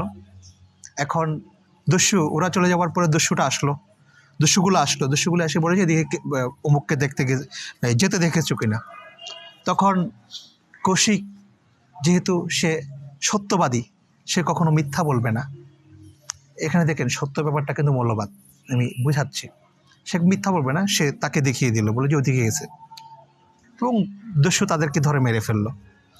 তো শ্রীকৃষ্ণ বলছে, এটা হচ্ছে শ্রীকৃষ্ণের ওয়াজ, শ্রীকৃষ্ণ বলছে দেখো কৌশিক মুনি কিন্তু শেষ পর্যন্ত নরকে গেছে, কারণ হচ্ছে যে সে সত্যে মৌলবাদী ছিল এবং সে মনে করেছে যে সত্যটাই হচ্ছে যে তার ধর্ম, কিন্তু আসলে মানুষকে বাঁচানোটা হচ্ছে বড় ধর্ম ছিল, এই ধর্মটা সে বুঝে নেয়। এখন আমি আপনাকে আরেকটা উদাহরণ দিই, এটা বুঝবেন। এটা হচ্ছে যখন ব্রিটিশ বিরোধী আন্দোলন চলতেছিল, সেই সময়ে এটা হচ্ছে একই রকম আরেকটা গল্প আর কি। ওটা তো হচ্ছে যে ধরেন মহাভারতের গল্প, এটা হচ্ছে এক ধরনের বাস্তব গল্প ভিতর থেকে আসা। ব্রিটিশ বিরোধী আন্দোলনের সময় আলেমরা হচ্ছে ব্রিটিশদেরকে যেখানে ইচ্ছা করতো। তো এরকম বড় কোনো একজন মুজাহিদ বা যারা যুদ্ধ করছে তাদের একজনকে খুঁজতে ব্রিটিশের যারা পুলিশ বাহিনীর লোকজন খুঁজতে আসলো একটা গ্রামে। তো খুঁজতে আসার পর আরেক বুজুর্গের দেখা পেল, মূলত তাকেই খুঁজতে আসছে ওই লোকটা, ওই পুলিশ। এখন এসে পুলিশ তাকে জিজ্ঞেস করতেছে যে অমুককে তুমি কি দেখছো এখানে? এই লোকও সত্যবাদী। এই লোক করছে কি, তার কথার উত্তর দিতে গিয়ে একটু হেঁটে আসছে, এখানে সামনে গিয়ে একটু আবার পিছনে আসছে, বলে যে হ্যাঁ আমি দেখছি, এবং এই লোকটা একটু আগে দিক দিয়ে গেছে। This is politics. এবং ওইটা হচ্ছে যে মৌলবাদিতার প্রবলেমটা এই জায়গায়। এটা কোনো কোরআনেরও প্রবলেম না, হাদিসেরও প্রবলেম না, কোনো ধর্মগ্রন্থের প্রবলেম না, প্রবলেমটা হচ্ছে মানুষে। এটা একটু বুঝতে হবে অ্যাপ্লিকেশনে আর কি। যে কোনো মৌলবাদিতা এক্সট্রিমিজমের দিকে যেতে পারে। আমরা এখনো পর্যন্ত বাংলাদেশে কখনো জামাত শিবিরের রাষ্ট্র দেখি নাই, যখন দেখতে পাবো তখন দেখা যাবে যে আওয়ামী লীগ থেকেও খারাপ হবে জিনিসটা।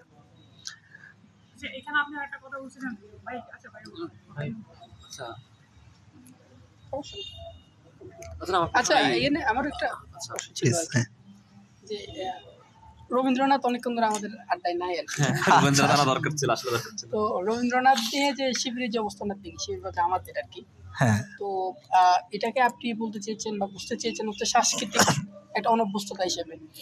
এটা কেন হচ্ছে আপনি উদাহরণ হিসেবে এনেছেন হচ্ছে গোলাম মোল্লা রনি টকশোতে বলে একটা কথা আর কি, যে কাদের মোল্লা জেলে থাকতে রবীন্দ্রসঙ্গীত গাইছেন সুরেলা কণ্ঠে, এই টাইপের একটা ব্যাপার। এখন আমরা হচ্ছে শিবিরের যে রুট লেভেলের যে কর্মীগুলো, আমাদের বন্ধু যারা আছে তাদের সাথে এনকাউন্টার করে যেটা আমরা দেখি যে তাদের এই জায়গাটা তো স্রেফ সাংস্কৃতিক অনভ্যস্ততা মনে হয় না, এখানে অনেকটা আপনি যেটাকে মৌলবাদ বলতেছেন এটাও আমরা মানে বুঝতে পারি আর কি, মনে হয় যে এটা একটা মৌলবাদিতার জায়গা আছে। তো আপনার কি মনে হয় যে সাংস্কৃতিক অনভ্যস্ততা তাদেরকে একসময় একটা মৌলবাদিতার দিকে ঠেলে দেয়, কিংবা কাদের মোল্লার যেটা কেন্দ্রীয় অবস্থান, মানে কেন্দ্রের একজন নেতা হয়েও বা কাদের মোল্লার হচ্ছে রবীন্দ্রসঙ্গীত গাইতে সমস্যা হচ্ছে না, তো শিবিরের একজন রুট লেভেলের কর্মীর কাছে কি অবস্থান পরিষ্কার? না, পরিষ্কার না, এটা পরিষ্কার না। এবং আপনি যেটা বলেছেন সেটা ঠিকই আছে। আপনার যখন একটা দূরত্ব থাকে অনেক দিন ধরে, এই দূরত্ব ধরে অনেক কিছুই তৈরি করে, মৌলবাদিতাও তৈরি করে, সব কিছু তৈরি করে। তবে এই জিনিসটা হচ্ছে ধরেন আমি ওই রকম প্রবলেমেটিক মনে করি না। কখন কেন বলি, কারণটা হচ্ছে যে এদের এই অবস্থা শেষ হোক, আচ্ছাটা শেষ হোক, ঠিক আছে।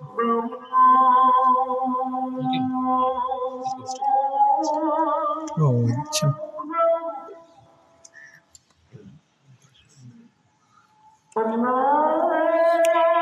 হ্যাঁ শুরু করতে হবে। আমরা কোন প্রশ্ন ছিলাম তো ভুলে গেছি আমি। রবীন্দ্রনাথ মানে শিবিরের অবস্থান নিয়ে রুট লেভেলের সাথে কেন্দ্রের অবস্থান ও পরিষ্কার। আচ্ছা, আমি বলতেছিলাম কি, মানে এই ঘটনাটা হচ্ছে এতটাই লাইট, এটা হচ্ছে যে ধরেন আপনার অভ্যস্ততা তৈরি হলে এটাতে মানে জোর জোরে ভেঙে পড়বে আর কি। এটা আমি মৌলবাদিতা মনে করি না। মানে এখন ধরেন এটা তো আসলে মানে একটা দলের মানে চরিত্র তো আসলে শুধুমাত্র একজন নেতা বা একটা কর্মী ডিফাইন করে না, ডিটারমিন করে না, অনেকগুলো ব্যাপার আছে। কিন্তু তাদের যেটা হিস্ট্রি, তারা তো ধরেন পাকিস্তান রাষ্ট্রে তৈরি হওয়া একটা দল এবং শীর্ষ, এবং পাকিস্তান রাষ্ট্রের পক্ষে তারা জিহাদ করেছিল, এরকম একটা দল। ও তাদের অনেক রকম পাকিস্তান রাষ্ট্রে যেসব কনসার্ন ছিল, তার ভিতরে একটা কনসার্ন ছিল হচ্ছে রবীন্দ্রনাথকে, যেটা আমাদের ফরহাদ ভাই বলতো, রবীন্দ্রনাথকে মানে রাষ্ট্র থেকে দূরের বাইরে রাখা, রাষ্ট্রের বাইরে রাখা, রাষ্ট্রীয় কনসার্নগুলো থেকে বাইরে রাখা। যেমন রেডিও বাংলাদেশে রবীন্দ্রনাথকে নিষিদ্ধ করছিল পাকিস্তান। ফরহাদ ভাইয়ের একটা আলাপ ছিল এরকম যে মানে বাংলাদেশের বাঙালির যে মুক্তিযুদ্ধ এবং মুক্তিযুদ্ধে যে তারা রবীন্দ্রসঙ্গীতকে যে জাতীয় সঙ্গীত হিসেবে নিল, এটার একটা ওয়ান অফ দ্য কারণ হচ্ছে যে এটার প্রতিক্রিয়া যে রবীন্দ্রনাথকে তারা আমাদের থেকে মুছে ফেলতে চেয়েছে, সেই জন্য রবীন্দ্রনাথকে অর্জনের একটা লড়াই ছিল বাংলাদেশের, এটা বলা হয়।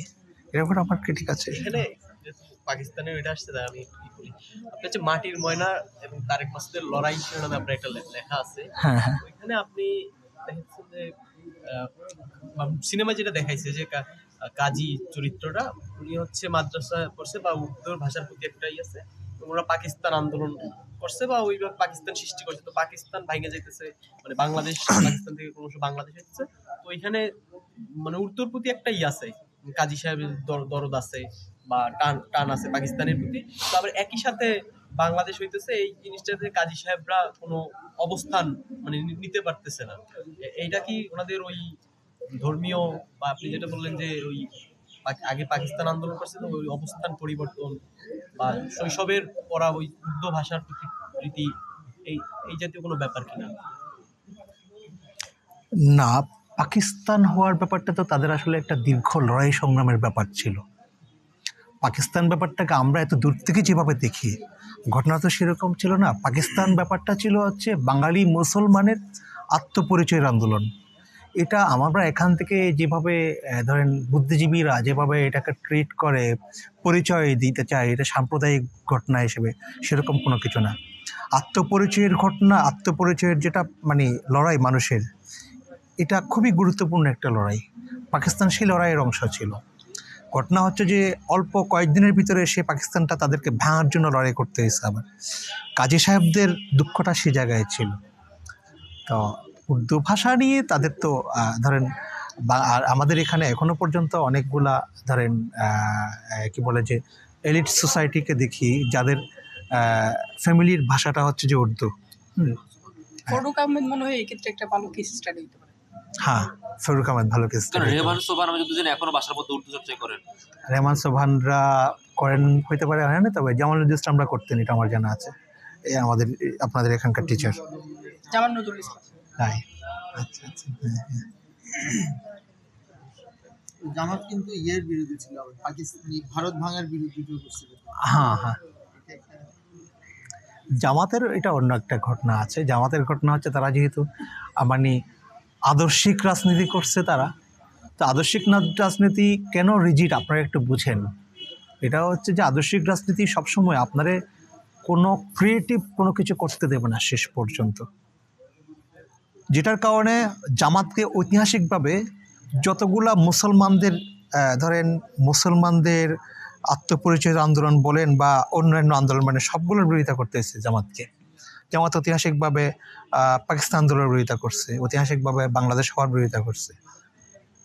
জামাতের মানে বাংলাদেশ জামাত কিন্তু কোনো জামাতের আরও সুবিধাবাতা যেটা হয়েছিল সেটা হচ্ছে বিরোধিতা করছে, ঠিক আছে, বিরোধিতা করার পর যখন রাষ্ট্রটা সেই ইসলামাবাদে হয়ে যাওয়ার পরে ওখানে বলে যে আমরা আমাদের কাজ হচ্ছে এখানে এই রাষ্ট্রটাতে আমরা এখন একটা ইসলামী রাষ্ট্র বানাবো।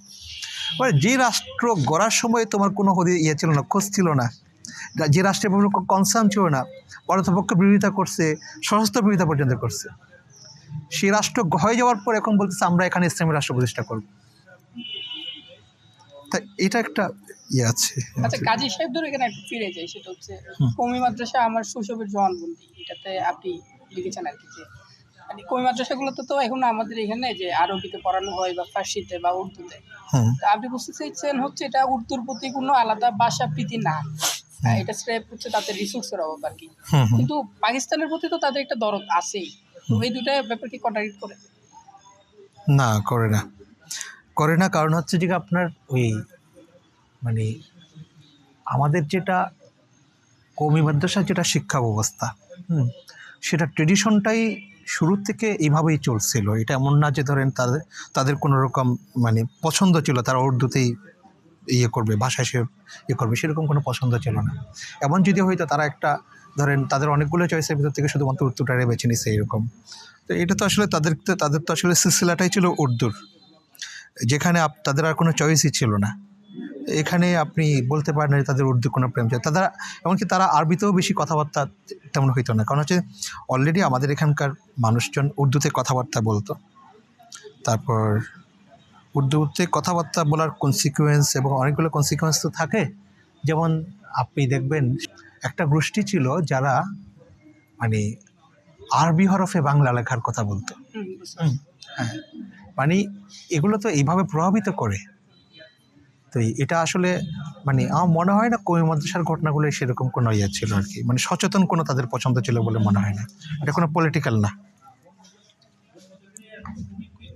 এখনো পর্যন্ত কওমি মাদ্রাসার সেরকম কোনো লিটারেচার আছে এখনো, মানে বাংলা ভাষায় তেমন লিটারেচার আছে মানে ওইটার কথা বলছি না, আপনাদের রিসোর্স আছে সেরকম রিসোর্স নেই, সবগুলো হচ্ছে হয় উর্দু অথবা আরবি, সেটার জন্যই। কারণও আছে, হ্যাঁ, কারণটা হচ্ছে আপনি যদি কওমি মাদ্রাসার হিস্ট্রিটা দেখেন তাহলে ধরতে পারবেন বাংলাদেশের কওমি মাদ্রাসার মডেলগুলো ভারতের দেওবন্দের প্রায় একদম বা কাছাকাছি 180 বছর। তো আরবি ভাষা থেকে এটার ব্যাখ্যা গ্রন্থগুলো বা এই অঞ্চলের মানুষের উপযোগী ভাষা উর্দুতে বেশি হয়েছে বা ফার্সিতে হয়েছে, সেজন্য তাদের কাছে ওটার বেশি। যদি এমন হয়তো যে উর্দু না হয়ে এখানে ইংরেজি হয়েছে বা ফরাসি ভাষায় হয়েছে, তাহলে তারা ফরাসি ভাষা একদম এটা হচ্ছে যে বিশেষ একটা ভালোবাসা আছে এমন না, এরকম না, শুরু হয়েছে বাকি ইদানিং চেঞ্জ হচ্ছে, এটাই যে আছে এখনো এমন না, অনেক চেঞ্জ হচ্ছে। আরবি ভাষায় অনেক দক্ষতা আসছে, ইংরেজিতেও আছে। তো তাদের ওই যে ওইটা তো ক্লিয়ার যে পাকিস্তানের মধ্যে একটা দরদ তো ছিল, যে দুইটা আন্দোলন মানে দুইটা আলাদা। হ্যাঁ, ওই পাকিস্তানের প্রতি যেটা দরদ ছিল সেটা আমাদের বাপচাদাদের সবারই ছিল, আমাদের এখনকার বাপচাদাদের দরদ ধরেন আওয়ামী লীগের প্রতি যেরকম আছে সেরকম আর কি। মানে শেখ হাসিনার ব্যাপারে আমাদের যেটা ধরেন স্নেহ, সেটা আসলে পিতৃ স্নেহ, মানে হচ্ছে যে মানে মুজিব ভাইয়ের মেয়ে, বাচ্চা মানুষ একটা রাষ্ট্র নিয়ে খেলা করছে, করুক, এরকম একটা ব্যাপার। এখানে একটা কোশ্চেন ছিল, হ্যাঁ, যে পাকিস্তানের একটা মদত ছিল, আপনি কি মনে করেন কিনা এখনো যে জামাত শিবির যে রাজনীতি তাদের এখনো আছে বলে কি আপনি মনে করেন পাকিস্তানের মধ্যে? ও না, এটার আমি অন্যভাবে ব্যাখ্যা করি, জিনিসটা আসলে পাকিস্তানের প্রতি দরদ কোয়েশ্চেন না, জামাতের ব্যাপারটা মৌলবাদটা কীরকম বলি, বাংলাদেশে ইসলামী রাজনীতিগুলা তারা সবসময় ইসলামটাকে ভালোবেসেছে, তাদের ইসলামটা ছিল একটা মূর্তি, বুঝতে পারছেন? তো ইসলামটাকে ভালোবাসার প্রবলেমটা হচ্ছে যে তারা ইসলামের বাইরে এসে ওই যেমন সত্যর কথা বলছি, ওই যে কৌশিকের গল্প বললাম, সত্যের বাইরে ইসলাম ধরে নিন আপনি সত্যের বাইরে আপনার যে মানুষ বাঁচানোর একটা কর্তব্য আছে, সে কর্তব্যটাকে তারা বুঝতে পারে নাই। 71-ও আপনি সবসময় এটা পাবেন, মানে 71-ও আসলে তারা কোন কাজটা করছে, তাদের আপনি সে সময় তাদের পলিটিক্যাল স্টেটমেন্টগুলো দেখেন, পলিটিক্যাল স্টেটমেন্টগুলো হচ্ছে ইসলাম বাঁচাতে হবে আমাদেরকে, দেখেন। মাত্র বললে হচ্ছে মানে মুজিব ভাইয়ের মেয়ের জন্য আমাদের হচ্ছে বাচ্চাদেরকে সফট করে না, এটা হয়তো বাংলাদেশের সব রিজিয়নে খুবভাবে করে না, ইমপ্লিমেন্ট করে না। মানে বিশেষ করে আমি আমার রিজনের কথা বলি। আচ্ছা, আমার রিজনে আমি দেখি নাই, আমি হচ্ছে এটা এভাবে বলতে পারি মুরব্বীদের ক্ষেত্রে এটা করে, মুরব্বীদের ক্ষেত্রে আমি আমার রিজনে বলতে পারি না, তাই না? আমার আচ্ছা, রিজনের বিদ্বেষটাই আমি দেখতে পাই এই সবটাকে। মানে ওইটা তো মানে এটা একটা এক্সেপশন থাকবে, কিন্তু আমার মনে হয় কি, যেমন আমাদের যারা আমরা হচ্ছে এমন ফ্যামিলির মানুষ, আমাদের ফ্যামিলি, আমার আব্বারা আওয়ামী লীগ করতেন, মুজিব ভাইয়ের খুব ভক্ত ছিলেন।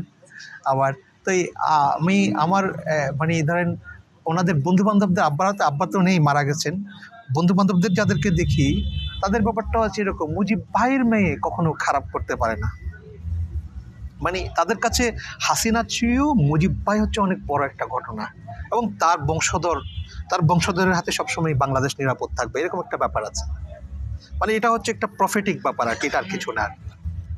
আচ্ছা, আমার একটা কোশ্চেন ছিল, মানে আপনি যে বলছেন যে ধর্ম নিয়ে যে রাজনীতির বিষয়টা, মানে এক্সিস্টিং ওয়ার্ল্ডে যতগুলো পলিটিক্যাল পার্টি আছে কম বেশি, আপনি ওয়েস্টে যারা অনেক প্রোগ্রেসিভ বলেন যে দেখেন না ধরনের রাজনীতি করতেছে, আপনি সাউথ এশিয়ায় দেখেন, আপনি ইন্ডিয়ায় দেখেন, বাংলাদেশে দেখেন, সব জায়গায় ধর্ম নিয়ে রাজনীতি করছে।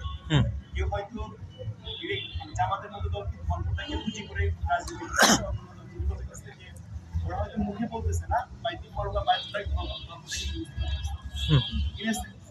আপনি ওয়েস্টের দিকে দেখতে পাবেন, ইলেকশন দেখেন যে ওখানে ধর্মের পার্টি রোল প্লে করে। আপনি ফ্রান্সের কথা বলেন যে সেকুলারিজম এক্সেপশন দিয়েছে, ধর্মটাকে পুঁজি করে কম বেশি সবাই পলিটিক্সটা আগায় নিচ্ছে। এই ধর্মকে ছাড়া কি আসলে পলিটিক্সটা কখনো রান করতে পারবে না? না। তার মানে তাহলে ধর্মের কাজটা কি এখানে? ধর্মের কাজ আছে, ধর্মের কাজটা হচ্ছে ধর্ম ভ্যালু আকারে হাজির থাকবে, ফর্ম আকারে না। ধর্ম রাষ্ট্রধর্ম আকারে হাজির থাকবে না, কিন্তু আপনার ভ্যালু যেটা ভ্যালু ব্যবস্থা, সেটা তো ধর্মই দেবে, আর কে দেবে? আমার পয়েন্ট হচ্ছে মানে মৌলবাদ ওয়ার্ডটাও মানে অনেকটা রিলেটিভ ইন এ সেন্স কিছু কিছু ক্ষেত্রে, লাইক যে আপনি যে কথাটা বললেন যে এক্সাম্পলটা দিলেন সত্য, এটা হচ্ছে একদম হচ্ছে মানে এটা হচ্ছে ইসলামিক টার্মে যেটা বলতে পারে যে হিকমা আর হিকমা ছাড়া একটা জিনিস, একটা মানুষ কৌশলকে অবলম্বন করতেছে আর একটা মানুষ কৌশলকে অবলম্বন করতেছে না, এখানে শুধু কৌশলের কোয়েশ্চেন না, কোয়েশ্চেনটা হচ্ছে আপনার কর্তব্য ঠিক করা। আপনার কর্তব্য কোনটা, সত্য বলা নাকি মানুষকে বাঁচানো? আপনি এটা ঠিক করবেন। মানে সে তার সত্য বলতে পেরেছে বলে সে ধরেন ঘুরে এসে সত্যটাও বলেছে, মানুষ নিজেকেও বাঁচিয়েছে, ঠিক আছে। কিন্তু ধরেন তার কাছে শুধুমাত্র একটাই অপশন, হয় সত্য বলবে অথবা মানে তাকে বাঁচাবে। তখন সে কোন কর্তব্যটা ঠিক করবে সেটা হচ্ছে গুরুত্বপূর্ণ। তখন আমি হলে আমি বলতাম যে আমাকে মানুষটাকে বাঁচাইতে হবে। মানে এখানে ট্রুথ আনকন্ডিশনাল না, বুঝতে পারছেন এটার? মানে ট্রুথের চরিত্র সবসময় কন্ডিশনাল না, কিন্তু আমি বলছি যে ট্রুথ যখন পলিটিক্সের সাথে আপনার করবে তখন কিন্তু আনকন্ডিশনাল থাকবে না। আচ্ছা রিফাত, তোমার প্রশ্নটা করো। An Islamic journey to the heart of Bangladesh, এই প্রবন্ধটায় আপনি বলেছেন যে হেফাজতে ইসলামী রাষ্ট্রের কোনো দাবি নেই। যেটা আছে সেটা হচ্ছে রাষ্ট্রকে গণতান্ত্রিক করে। আচ্ছা, এরকম একটা লেখা লিখছিলাম, শিরোনামটা আমি ভুলে গেছি। শিরোনামটা শুধু এটাই? আচ্ছা আচ্ছা, হেফাজতের লং মার্চ এরকমই। হেফাজত ছিল না, জামাত ছিল এটা? হেফাজত ছিল, এটা হেফাজতই ছিল, হেফাজত। আচ্ছা ঠিক আছে, বলেন, ঠিক আছে। হ্যাঁ, Islamic journey into the heart of Bangladesh. এটা এই লেখাটার মধ্যে আপনি বলছেন যে হেফাজতে ইসলামী রাষ্ট্রের কোনো দাবি নেই, রাষ্ট্রকে গণতান্ত্রিক করে তোলার দাবি আছে। এখানে দুইটা কোয়েশ্চেন আছে। প্রথম কোয়েশ্চেনটা হচ্ছে এরকম যে হেফাজত ইসলামী মানে এটা একটা সংগঠন, কোনো নিবন্ধিত রাজনৈতিক দল না। তো সেক্ষেত্রে মানে তাদের ইসলামী রাষ্ট্রের দাবি হোক অথবা গণতান্ত্রিক রাষ্ট্রের দাবি হোক, যেটাই হোক, মানে সংগঠন হিসাবে এই দাবিটা তারা কার কাছে করে? প্রথম কথা। দ্বিতীয় কথা হচ্ছে যেহেতু মানে তারা নিবন্ধিত রাজনৈতিক দল নয়, তাই তারা তো ক্ষমতায় গিয়ে গণতান্ত্রিক রাষ্ট্র কায়েম করতে পারবে না। তো মানে তারা কি মনে করে যে বর্তমানে যে এক্সিস্টিং সরকার আছে তারাই তাদের এই দাবি দেওয়াগুলো? হেফাজত তো ইসলামী রাষ্ট্রের দাবি করে না। প্রথম কথা, যেহেতু ইসলামী রাষ্ট্রের দাবি করে না, গণতান্ত্রিক রাষ্ট্র বা মানে এক্সিস্টিং যে রাষ্ট্র আছে, ডিবেট আছে, মানে আমি তাদের যে 13 দফা আছে, সেই 13 দফার মধ্যে আপনি মেজরিটি দফাই দেখবেন যে এমন এমন এমন দাবি দেওয়া তারা উপস্থাপন করছে যেটা একটা ইসলামিক কান্ট্রি। হ্যাঁ সেটা তো আছেই। মানে এটা হচ্ছে, এটা ধরেন শেষ পর্যন্ত একটা মানে সাংস্কৃতিক দাবি দেওয়ার ঘটনা আমি মনে করি। এটা না, এই দাবি দেওয়ার ঘটনাটা প্রবলেমেটিক আছে, এটার ভিতরে অনেক আপনি ধরেন প্রবলেমেটিক এলিমেন্ট পাবেন, সব কিছু পাবেন, কিন্তু একটা গণতান্ত্রিক রাষ্ট্র ব্যবস্থার ভিতরকার দাবি এইসব জিনিসগুলো। যেমন ধরেন আমি বলি, যেমন তারা যদি বলে যে ব্লাসফেমি আইন করেন, তো ব্লাসফেমি আইন মানে তো কোনো ইসলামী আইন না। ব্লাসফেমি আইন হচ্ছে তাই যাতে একটা রাষ্ট্র ব্যবস্থার ভিতরে জনগোষ্ঠীগুলো পরস্পর হেট স্পিচ না করে শান্তিভাবে থাকতে পারে, সেরকম একটা আইন তৈরি করা। এটা খুবই সেকুলার একটা ল। হ্যাঁ, তো অলমোস্ট ওদের বাকি দাবি দেওয়াগুলোকেও ধরেন তাদের নিজেদের ভ্যালু ব্যবস্থার পাশাপাশি এগুলো ব্যাখ্যা করতে বুঝতে পারেন। হ্যাঁ, তাদের চরিত্রের জায়গা থেকে তারা হয়তো বা একটা এক্সট্রিম চিন্তা ভাবনা করছে, সেটা আলাদা ব্যাপার। কিন্তু আমি তাদেরকে কোনোভাবেই দেখি না যে হেফাজত কোনো রাষ্ট্র ব্যবস্থা দাবি করছে, বুঝতে পারছেন? তারা রাষ্ট্র ব্যবস্থা দাবি করতে পারে না, তারা মানে একটা সংগঠন, তারা যেহেতু রাজনৈতিক দল নয়, তারা কেন রাষ্ট্র কায়েমের দাবি করবে? না, করতেই পারে। পাকিস্তানে ধরেন বর্তমানে যেটা হইল, ইমরান খানের দলকে ন্যায় করে দিল। তো তারা যেটা করলো সেটা হচ্ছে যে সবগুলা যাদের কোনো দল নেই, নিবন্ধন নেই, সেই স্বতন্ত্র প্রার্থীগুলা মিলেই এখন আবার একটা সরকার গঠন করার প্ল্যান করছে, সম্ভবত সফল হবে। তাদের যদি রাষ্ট্র গঠন, ইসলামী রাষ্ট্রের কোনো দাবি থাকতো, মানে নিবন্ধন আছে কি নেই সেটা খুব বেশি গুরুত্বপূর্ণ না, এগুলো হচ্ছে ফাওয়ালা।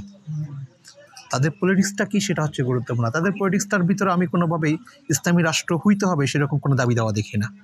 তাদের পলিটিক্সের ভিতরে আছে ভাই এমন একটা রাষ্ট্র হইতে হবে যে রাষ্ট্রে ইসলাম বিরোধী কোনো আইন চলবে না, ইসলামী আইনের কথা বলে না। কিন্তু তাদের দাবিটা হচ্ছে যে এই রাষ্ট্র আইনগুলা কোনোভাবেই কোরআন সুন্নাহ বিরোধী হইতে পারবে না। এটা হচ্ছে অনেক ওল্ড একটা আলেমদের একটা অনেক পুরাতন অবস্থান এখানকার। তার চেয়ে বড় কথা, তারা তো হচ্ছে মাইনরিটিকে অবজ্ঞা করে।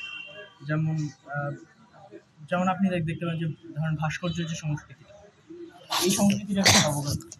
তো এটা তো আসলে মানে এমন না যে কেন কই তারা তো অবজ্ঞা করছে, আমি দেখি না। তারা বলছে যে ভাস্কর্য যেগুলো আছে তার 13টা দাবির মধ্যে না, তারা না, এখানে একটা কথা বলি, এটা একটা গুরুত্বপূর্ণ জিনিস আছে। সেটা হচ্ছে যে আপনি যদি আমার বইটা পড়ে থাকেন, ওখানে ভাস্কর্য বিতর্ক নামে একটা অনেকগুলা চ্যাপ্টার আছে, দেখবেন। সেটা হচ্ছে যে ভাস্কর্য বিষয়ে হেফাজতের আপত্তি কোন জায়গায়। ভাস্কর্য বিষয়ে তাদের আপত্তি ছিল যে জনপরিসরগুলোতে আপনি যত্রতত্র ভাস্কর্য স্থাপন করতে পারবেন না। কারণ জনপরিসরগুলোতে ভাস্কর্য কেন বা একটা সাইনবোর্ড লাগানোর সময় আপনাকে আসলে জনকনসেন্ট নিতে হবে বলে আমি মনে করি। কারণটা হচ্ছে যে জনপরিসরগুলো আপনি যাই করবেন তা তো আসলে জনগণের সম্মতি ছাড়া আপনি করতে পারবেন না। এখন জনগণের সম্মতিটা যদি ভাস্কর্য মানে স্থাপনের বিরোধী হয় তাহলে আপনি তাই করবেন না, এটা খুব সহজ কথা। এরা বলছে না যে ভাই এখানে মন্দিরের ভিতরে বা একটা মানে এদের পবিত্র স্থানগুলোতে আপনি মূর্তি রাখতে পারবেন না, এরা বলছে জনপরিসরগুলোতে রাখতে পারবেন না। দুইটা তো ভিন্ন জিনিস। জনপরিসরগুলোতে আপনি ধরেন এখানে একটা আর্ট রাখলেন, আর্ট তো হচ্ছে যে খুবই সেকুলার একটা কম্পোনেন্ট, এটার ব্যাপারে আপনার আপত্তি থাকতে পারে না। অনেক কারণে আপত্তি থাকতে পারে। একটা কারণ হতে পারে আর্টটা খুব বাজে আর্ট, মানে এমন আর্ট এটাকে আমি আর্ট বলেই মানি না। তো এই জিনিসটা আমার জন্য, আমার চোখের জন্য বা অনেক কিছুর জন্য এটা প্রবলেমেটিক হইতে পারে, এরকম ব্যাপার হতে পারে। আমি এই আলাপগুলো যেগুলো করছি এগুলো হচ্ছে ধরেন একটা রাষ্ট্রের ভিতরে অনেক ধরনের আলাপ হইতে পারে, তার ব্যাখ্যা, এগুলো কোনোটাই আমি তাদেরকে সাপোর্ট করে বলছি না। হেফাজতের 13 দফা দাবি দেওয়ার ব্যাপার আমার কোনো মানে আমার সাধারণ সমর্থন নেই, সমর্থন করার মতো হতো না। হ্যাঁ, কিন্তু 13 দফা দাবি দেওয়ার ভিতরে যেসব জিনিসগুলো ধরেন মানে একই সময়ে অন্যান্যরা কি দাবি করছে এগুলো দেখেন। অন্যান্য দাবিগুলোর ভিতর থেকে হেফাজত 13 দফার ছিল যে মোর গণতান্ত্রিক। কীরকম বলি, হেফাজতের 13 দফা সেই সময় ছিল হচ্ছে যে ধরেন সেই সময়ে আমাদের এখানে একটা গোষ্ঠী হেট স্পিচ ছড়াচ্ছিল, জনপরিসরে হেট স্পিচ ছড়াচ্ছিল। ধরেন মানে আমি তাদের ভাষাতেই বলি যে নবীর বিরুদ্ধে হেট স্পিচ ছড়াচ্ছিল। তো নবীর বিরুদ্ধে হেট স্পিচ ছড়ানো মানে হচ্ছে যে জিনিসটা আপনি যখন আপনার নবীর বিরুদ্ধে ছড়াচ্ছে, আপনি বুঝতেছেন না যে এই জিনিসটা কোন জায়গায় প্রবলেম করছে। কারণ আপনি যথেষ্ট উদার মানুষ তো সেই জন্য। কিন্তু একই ঘটনা যখন আপনি আপনার প্রতিবেশীর ধর্ম ধরেন হিন্দু আপনার হচ্ছে প্রতিবেশী, তাদের মানে ধর্মের যারা প্রবক্তা আছে তাদের ব্যাপারে যখন আপনি কোনো হেট স্পিচ ছড়াবেন, আপনি বুঝবেন যে এই জিনিসটা আপনার সেকুলার অবস্থান থেকে এই জিনিসটাকে বিরুদ্ধে দাঁড়ানো আপনার কর্তব্য, ধর্মীয় অবস্থান না। তার মানে হচ্ছে যে কোনো হেট স্পিচের বিরুদ্ধে দাঁড়ানোটা একটা সেকুলার অবস্থান, এটা কোনো ধর্মীয় অবস্থান দরকার নেই আপনার। নবীর বিরুদ্ধে কথা বললেও এটার বিরুদ্ধে দাঁড়ানোটা কিন্তু একটা সেকুলার অবস্থান, এটা ধর্মীয় অবস্থান দরকার নেই। এরাও তাই করেছে, শুধুমাত্র আপনি বুঝতে পারছেন না, কারণ হচ্ছে আপনি আসলে অনেক বেশি লিবারাল। আপনি বুঝেন যে আমার নবীকে হার্ট করলে আপনি এটার ব্যাপারে অত বেশি কনসার্ন না থাকলেও চলে আপনার, কিন্তু কনসার্ন যে একটা গোষ্ঠীর আছে সেটাকে গুরুত্ব দেবেন না। যাদের কনসার্নটা আছে তাদের গুরুত্ব দেবেন। বাংলাদেশে এমন একটা ব্যবস্থা আছে, এখানে আপনি শেখ মুজিবের ব্যাপারে কোনো হেট স্পিচ দিতে পারবেন না, সাথে গ্রেফতার হবেন। তাহলে নবীর ব্যাপারে কোনো একটা হেট স্পিচকে কেন গুরুত্ব দেবেন না? এটুকুই, আর কিছু না। আচ্ছা, এখানে আরো যেগুলো ছিল, বলে ফেলেন, সমস্যা নেই। আমার প্রশ্ন যেটা ছিল, মানে আসলে তারা এই যে দাবি দাওয়াগুলো করছে, এগুলো আসলে কার কাছে করছে? ও, রাষ্ট্রের কাছে করছে। আমি এইটার পর একটু কথাটা বলি। এটা হচ্ছে কি, ধরেন মানে উপমহাদেশে, মানে এখানে তো আগে মুসলমানদের রাজত্ব ছিল, তাদের একটা অথরিটি ছিল। তাদের যখন এই মানে অথরিটিটা ভেঙে যাওয়ার পরে তারা যেটা করলো, প্রথম দিকে তারা আসলে এটাকে প্রোটেস্ট করার চেষ্টা করলো, মানে অনেক রক্তক্ষয়ী যুদ্ধ, অনেক কিছু হলো।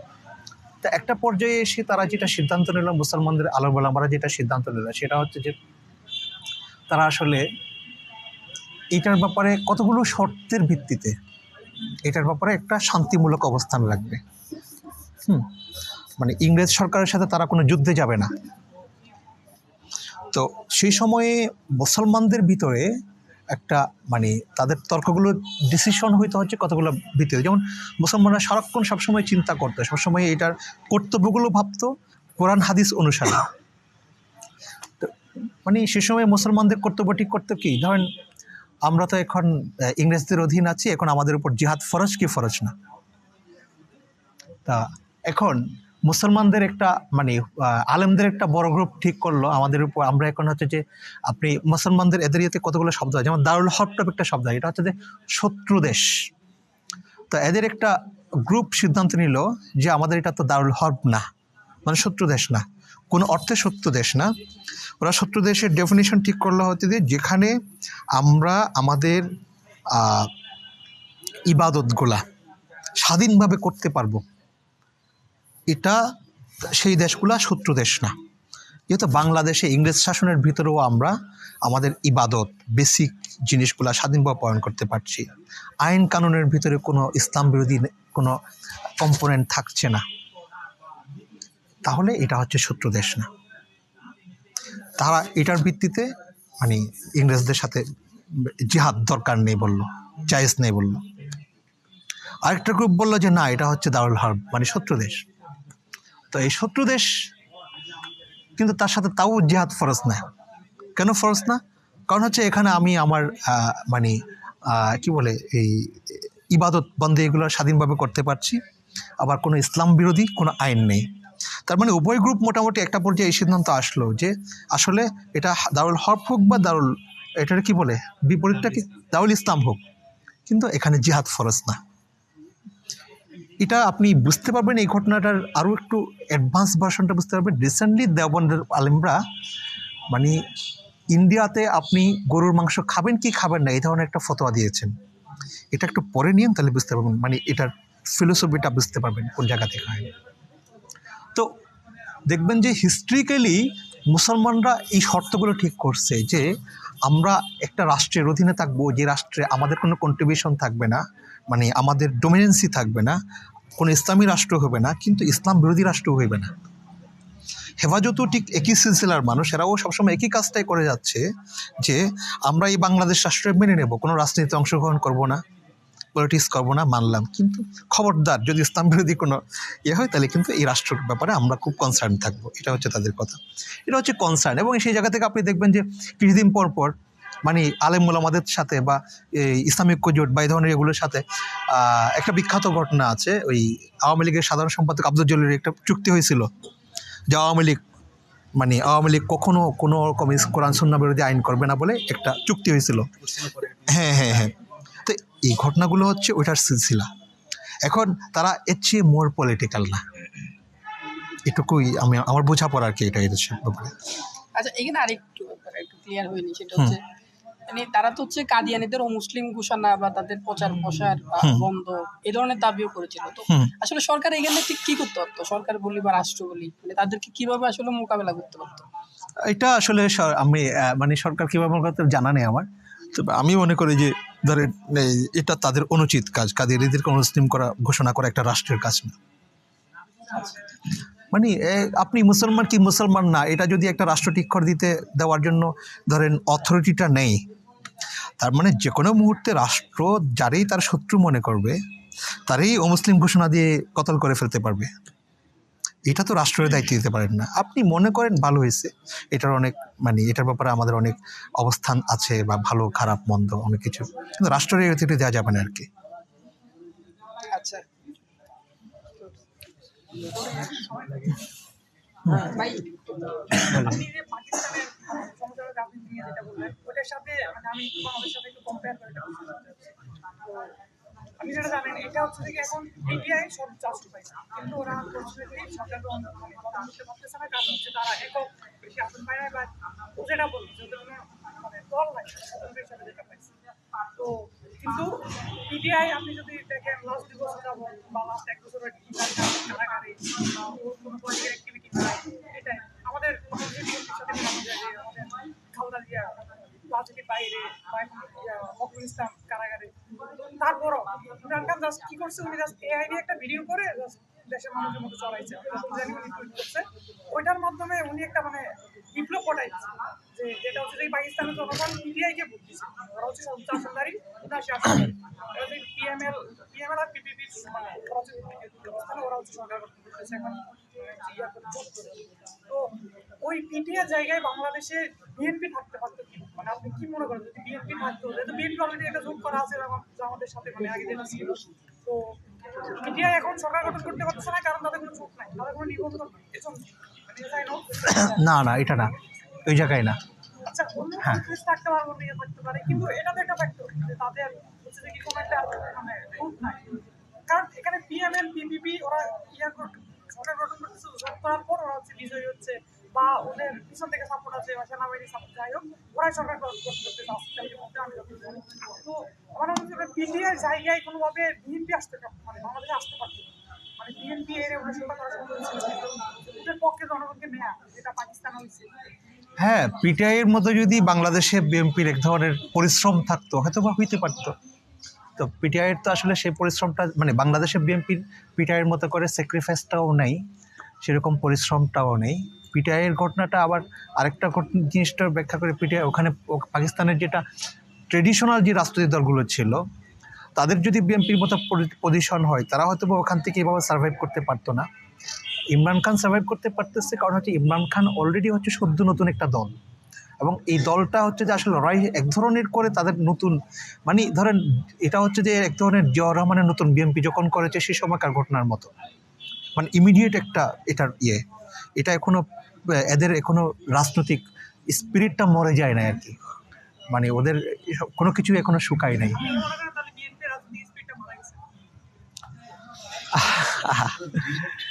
এটা এইভাবে বলা যায় না, তবে বিএনপি রাজনৈতিকভাবে তো অসফল দেখা যাচ্ছে, মানে এটা মানে এত সংক্ষিপ্তভাবে বলার মতো মানে পজিশন এই মুহূর্তে এখানে না আর কি।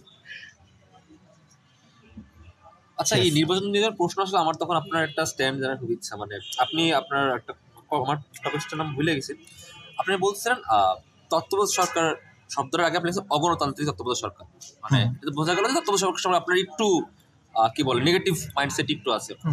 এখন আমার প্রশ্ন কি দেখেন, মানে পাকিস্তানে যত কিছু হোক, পাকিস্তানের তত্ত্বাবধায়ক সরকারের ইলেকশনটা হয়েছে, বলি না কেন, আমাদের বাংলাদেশে একটা নিয়ম ছিল, কিন্তু 1/11 পর সেটা পরবর্তীতে ধীরে ধীরে বিভিন্ন কারণে চলে গেছে।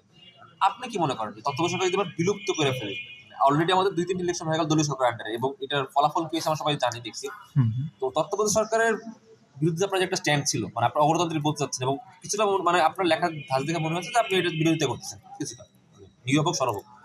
এখন কি আপনি কি মনে করেন, মানে দলীয় সরকারের আন্ডার ইলেকশনটা যেমন হচ্ছে দেখতেছেন, আর আপনি যেমন চাইছেন তত্ত্বাবধায়ক চলে গেলে কেমন ইলেকশন চাইতেন, মানে তাহলে কি আমরা দলীয় সরকারের আন্ডার ইলেকশন করবো?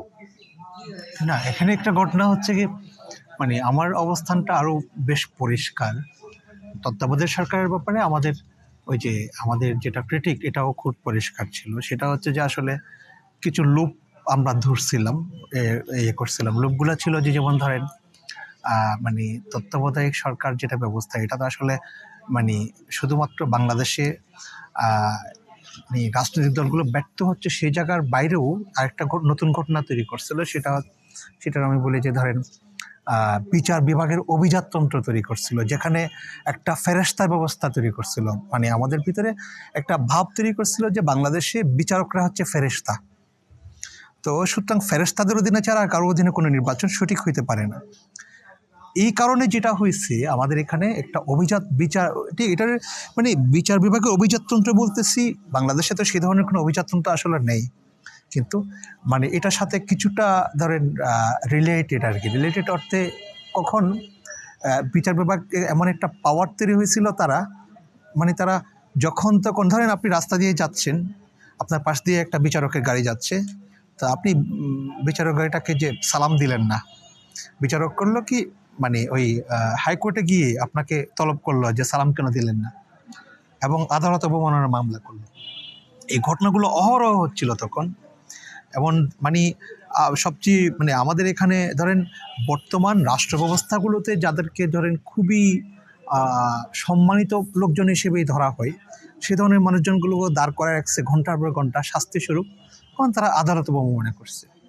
তো এই ঘটনাগুলোর ব্যাপারে আমাদের ক্রিটিক ছিল, এবং এখনও ক্রিটিকটা আছে। সেজন্য তত্ত্বাবধায়ক সরকার ব্যবস্থা যদি কোনো করতেও হয়, এই লুপহোলগুলোকে মানে বিচার করে করতে হবে। এগুলো বহাল রেখে করা সম্ভব না এই লুপহোলগুলো। আবার আরেকটা জিনিস হচ্ছে, ধরেন নর্মালি তত্ত্বাবধায়ক সরকার আরেকটা বড় ঘটনা ছিল হচ্ছে যে, এটা যেহেতু অনির্বাচিত সরকার ব্যবস্থা, অনির্বাচিত সরকার ব্যবস্থাটাকে মানে সে যদি উচ্চাভিলাষী হয়, যেটা হয় সেটা হচ্ছে, ধরেন উচ্চাভিলাষী সরকার ব্যবস্থাটাকে যেহেতু তার জনগণের ম্যান্ডেট থাকে না, তাদের উপরে ওই যে মানে বহিঃশক্তিগুলো খুব ইজিলি প্রভাবিত করতে পারে, প্রভাবিত করে তাদের প্রয়োজন মতো করে তাদেরকে ব্যবহার করতে পারে। যে জিনিসটা একটা নির্বাচিত সরকারকে করতে অত সহজ না, কারণ নির্বাচিত সরকার নাড়াচাড়া করার সময় তাদেরকে ভাবতে হয় যে আমি তো জনগণের ম্যান্ডেট নিয়ে আসছি, জনগণকে আমি কি জবাব দেবো, তাদেরকে ভাবতে হচ্ছে না। এইসবগুলোর কারণে এটা বলা, কিন্তু এটার অর্থ এটা না যে আমাদেরকে আবার ধরেন এখন ওইভাবেই মানে ঠিক শেখ হাসিনার অধীনে নির্বাচনটা চালাইতে হবে। এটার অর্থ হচ্ছে লুপহোলগুলো খেয়ালে রেখে আমরা আসলে আমাদের মানে নতুন ব্যবস্থাটা চিন্তা করব। পাশাপাশি ধরেন আমি একদম স্পষ্ট এটাও বলছি, সেটা হচ্ছে যে অন্তত ওই যে হাইকোর্টের একটা রায় যেটা ছিল যে অন্তত আগামী কয়েকটা নির্বাচন ছিল, আগামী কয়েকটা নির্বাচন যাতে অন্তত তত্ত্বাবধায়ক সরকার অধীনে হয়। এটা না হলে কিন্তু আমাদের এটা কালচার আকারে দাঁড়াচ্ছে নির্বাচনের ব্যাপারটা। কিন্তু এখন তো আমাদের কাছে হাজির নাই, মানে আপনি যেটা বললেন যে হচ্ছে গিয়া আমরা নতুন চিন্তা নিতে হবে, এখন আমাদের কাছে ওই চিন্তাটা হাজির নাই। হাজির যখন নাই, তাহলে তত্ত্ব সরকারকে আমরা এখন লুপ করে দেখতেছি। তাহলে মানে ধরেন আমাদের ইলেকশনটা হয়ে গেল, আবার 5 বছর ইলেকশন আছে, আমরা কি আবার সে এই ধারাতেই আমাদের মানে তাহলে যাইতে হবে, যেহেতু তত্ত্ব সরকারের লুপ হোলটা আমরা ঠিক করতে পারতেছি না। এটা ঠিক করতে পারবেন না। আমার মানে যে কোনো পরিবর্তনের আকাঙ্ক্ষাটা হচ্ছে কিন্তু সবসময় কিন্তু মানে এটা মানে না, এটা এমন না যে আপনি সাময়িক পরিবর্তন চান। আপনি যখন আপনার ভিতরে যখন কোনো একটা পরিবর্তনের আকাঙ্ক্ষা, পরিবর্তন নিয়ে ভাবেন, এটা এমন না যে এটা একটা কোনো সাময়িক পরিবর্তন নিয়ে আপনি ভাবছেন। আপনার ভাবনাটা হচ্ছে সবসময় হচ্ছে যে আপনি আসলে একটা খোল নলচে বদলে ফেলতে চান, কিন্তু আসলে বদলায় হচ্ছে শুধুমাত্র খোলটা দেখা যাচ্ছে। তো এটা আসলে থাকে, তো এই ভাবনার ভিতরেই আপনাকে আসলে মানে কাজটা করে ফেলতে হবে, করার চেষ্টা করতে হবে। মানে এখানে আপনার হাতে আসলে পুরা দুনিয়া পরিবর্তনের কোনো ম্যান্ডেট নেই, সম্ভব না এক ধরনের।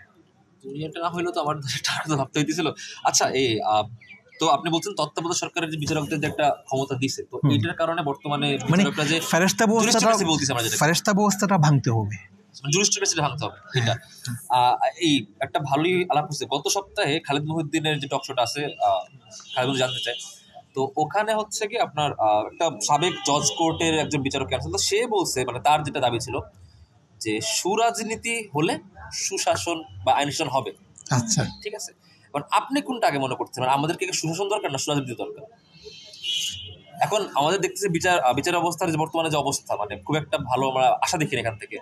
তো আমাদেরকে সুরাজনীতিটাকে ঠিক করে তারপর বিচার ব্যবস্থা হাত দিতে হবে, না বিচার ব্যবস্থা ঠিক করে আমরা সুরাজনীতি হাত দিব? না, দুইটা একসাথে করতে হবে। এটা আর কোনোভাবেই মানে মুরগি আগে নাকি ডিম আগে, এই ধরনের কোনো সম্পর্ক নেই এটার সাথে।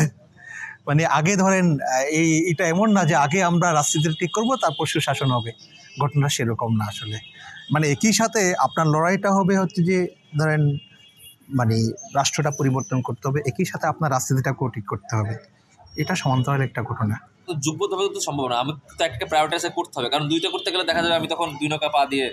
না, ধরেন আমরা ভাই মানে 1971 সাল থেকে এই পর্যন্ত অনেকগুলো বছর তো হইল, এখনো পর্যন্ত আমরা কোনটা আগে করব কোনটা পরে করব সেটা চিন্তা করতে হতে কিছুটাই করা হইল না।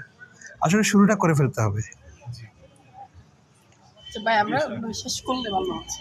হ্যাঁ, এটা শেষ করে ফেলেন আসলে। আচ্ছা, আর কারো কিছু? এই আপনারা মনে আর একটু কাছে আসেন, আপনাদের আলাপগুলো একটু ইয়ে করে। এই তোমার কথা বলো না। এইটাই ভালো ভাই। না হই আচ্ছা, আর কারো কোনো মানে আমার মনে হয় আমি বলি এখানে ওই চাটা খাইতে এখানে চাটা তো খাইতে পারি, এখানে আরো অনেকের সুরঞ্জনের এই বইটা পড়া আছে, তারপর ও এর পড়া আছে। আমার মনে হয় এদেরও কিছু কথাবার্তা চাইলে বলতে পারো। হ্যাঁ, অবশ্যই আমরা তো বলুন, অবশ্যই তো ওরা আমার মনে হয় তুমি open for all। আচ্ছা, ওর নাম হচ্ছে যে ওয়াহিদুর রহমান, এবং আমার মনে হয় তুমি একটু কথা বলো দেখি, তোমার তোমার এটার ব্যাপারে একটু আলাপটা করো। আমি একটা প্রশ্ন করতে চাই, হ্যাঁ হ্যাঁ, হচ্ছে যে আপনার থিওরি অনুযায়ী বাংলাদেশ রাষ্ট্রটা যদি গঠন করা হয় এই মুহূর্তে, তো আপনি কি করবেন? 5 লাইনে যদি বলেন। আমি কি করব, সব লেখালেখি বন্ধ করে দিয়ে বলবো যে আমার কাজ তো শেষ। না, আপনার মানে এরপর তো আমার কাজ শেষ, আমি একটু ধীরে শান্তিতে ঘুমাবো তখন। বিপ্লব সম্পন্ন হয়েছে। হ্যাঁ। বিপ্লব সম্পন্ন হয়েছে। মানে আপনার চিন্তা অনুযায়ী বাংলাদেশের কোন জায়গার কাজগুলো আপনি আগে ধরবেন? আচ্ছা, কোন কাজ ধরবো সেটা মানে ওইভাবে চিন্তা তো করি নাই, কিন্তু ধরে মানে একটা জিনিস হচ্ছে এডুকেশন সিস্টেমটাকে আমার মনে হয় খুব গুরুত্বপূর্ণ, কারণ এখান থেকে ছেলেপেলেরা বড় হয়ে ওঠে এবং এটার ব্যাপারটা আসলে খুব আমূল সংস্কার প্রয়োজন। এডুকেশন সিস্টেমটাকে আমি যেটা মনে করি সেটা হচ্ছে প্রাতিষ্ঠানিক শিক্ষা ব্যবস্থার বাইরে গিয়ে তারা আসলে, আমরা আস্তে আস্তে একটু আলাপ করতেছিলাম যে পাঠ্য বইয়ের বাইরে কীভাবে ধরেন আপনার চিন্তা ব্যবস্থাটাকে মানে গ্রো করতে হবে, সেটা নিয়ে আমাদের আসলে অনেক কিছু করার আছে। তো আমি যদি কখনো মানে এ ধরনের পজিশনে যাই, সবার আগে হচ্ছে এডুকেশন সিস্টেমটাকে ভেঙে ঘুরিয়ে দেবো, নতুন করে কিছু ঘুরিয়ে ঠিক হবে। ঘুরিয়ে দেওয়ার আগে তুমি আসলে রিপেয়ার করতে পারবে না, রিপেয়ার সম্ভব না। আমাদের এখানে রিপেয়ার জিনিসটাই সম্ভব না, এখানে আসলে পুরো জিনিসটাকে আসলে নতুন করে শুরু করার ব্যাপার আছে। না, আমাদের এখানে এডুকেশন ফিলোসফিটাই খুব খারাপ আর কি। হ্যাঁ, বলেন ভাই। এডুকেশন নিয়ে যখন কথা উঠে গেছে, হ্যাঁ, আপনার সেই এডুকেশন সিস্টেমে আপনার ভাষাটা কি হবে? আপনি কি যে ইউনিভার্সাল যে নলেজগুলো আছে, থিওরিগুলো কমনলি আমরা দেখি যে ইংরেজি ভাষাতেই সবচেয়ে বেশি স্টাবলিশ, আপনি কি অনুবাদ করে সেগুলো বাংলায় আনবেন, নাকি যারা টার্সিয়ারি বা আমাদের মতো যারা ইংরেজি পড়তে জানে এরকম সম্ভাবনাময় জনসংখ্যাকে আপনি ইংরেজিটা পড়াবেন, এরকম কিছু? মানে ইংরেজির কোন মানে ব্যাপারটা কেন আসছে আমি বুঝতেছি না। না, আপনি শিক্ষা ব্যবস্থার কথা বলছেন, তো শিক্ষা ব্যবস্থাতে সবার আগে শিক্ষা ব্যবস্থা বলতে আমরা যেহেতু বাঙালি, আমরা সবার আগে বাংলাটাকে ভাববো। ইংরেজির ব্যাপারটা তো হচ্ছে যে এটা হচ্ছে যে মানে একটা ভিন্ন ভাষাকে কিভাবে পড়বো সেটার ব্যাপার। আমার প্রশ্নের একটা বুঝি নাই আমি। বিশ্বব্যাপী যেহেতু ইংরেজি ভাষায় জ্ঞান বিজ্ঞানের অনেক কিছু চলে গেছে, সেজন্য যেটা কমন ফর অল, ওই নলেজের সাথে তো আপনি একটা কানেক্ট তো আপনাকে করতে হবে। আচ্ছা আচ্ছা, তো সেই কানেকশনটা আপনি মানে ভাষা তো একটা মিডিয়া, সেই মিডিয়ামটা কি হবে? আপনি কি বাংলা ভাষায় সেই জিনিসগুলোকে আনবেন, নাকি হচ্ছে অনুবাদ করে আনবেন, নাকি এই বিষয়টা মিক্স ভাবে আপনি চালিয়ে নিয়ে যাবেন? কারণ অনেক বুদ্ধিজীবীরা তো এই বিষয়টা নিয়ে আলোচনা করেন যে, বা আমাদের আর রাজি স্যার যিনি এই সাংবাদিকতা বিভাগে উনি আছেন, তো উনি বলেন যে বাংলা ভাষায় পড়াশোনা করার যে বিষয়, ওই জন্য বললাম যে আপনার শিক্ষা ব্যবস্থায় ওই বিষয়টা কিরকম? হ্যাঁ, মানে কেন ভাষার ব্যাপারটা আসলে এটা আমি ভাইয়ের সাথে অ্যাড করতে চাই। মানে আমি বিশ্ববিদ্যালয়ের মানে মূল কাজ এটা নিয়ে একটা বই পড়াশোনা করছিলাম। ওইটা ওখানে একটা লাইট পড়ছিল এরকম যে বিশ্ববিদ্যালয়ের মূল কাজ হলো ভাষা শেখানো। তো ভাষা শেখানো গণিত একটা ভাষা, বাংলা একটা ভাষা। এই ভাষাগুলো হচ্ছে শেখানো, কারণ পৃথিবীতে জ্ঞানতাত্ত্বিক রাজত্ব যারা স্থাপন করেছে তারা কিন্তু ভাষার মানে অন্যের ভাষার জ্ঞান চর্চা করে আসলে রাজত্ব স্থাপন করতে পারেনি। তো আমাদের আমাদের যদি শিক্ষা ব্যবস্থা ধ্বংসই করতে হয়, মানে সমস্যা এই শিক্ষা ব্যবস্থার সমস্যাটা হচ্ছে যে জ্ঞান উৎপাদন হচ্ছে না আমাদের এখানে। আমরা হচ্ছে অন্য দেশের জ্ঞান চুরি করে বা ধার করে এনে সেটাই চর্চা করছে, সেটা তাদের ভাষায় চর্চা করছে। আমাদের যদি জ্ঞানটা উৎপাদন করতে হয় তাহলে হচ্ছে আমাদের নিজের ভাষায় ওই জ্ঞানটা উৎপাদন করতে হবে। ওই জ্ঞান তখনই কাজে লাগবে যখন নিজের ভাষায় উৎপাদন করে ওই জ্ঞানটা আমরা মানে প্রতিষ্ঠিত করতে পারছি, মানে রাজত্ব স্থাপন করতে পারছি। যেমন আমরা অনেক আগে থেকে ঔপনিবেশিক ছিলাম, আমাদের ভূমিতাত্ত্বিক ঔপনিবেশটা সবসময় বলা ছিল। এরপরে একটা সময় যখন বিশ্বযুদ্ধটা গেল, এরপরে যখন মানে ভূ রাজনীতির মানে প্রসারটা, অর্থাৎ ভূমির প্রসার বাড়িয়ে যে রাজনৈতিক ডমিনেন্সটা এটা যখন কমানো হলো, তখনও কিন্তু ওই ঔপনিবেশিক মানে ব্যাপারটা ছিল। তারা তখন মানে জ্ঞানতাত্ত্বিক ডমিনেন্সটা করছে, তারা তখন তাদের আইডিওলজিগুলো আমাদের এখানে স্থাপন করতে পেরেছে। যেই কারণে আমরা যখন এখনো কথা বলি তখন আমাদের মানে কিবলাটা থাকে ওয়েস্ট।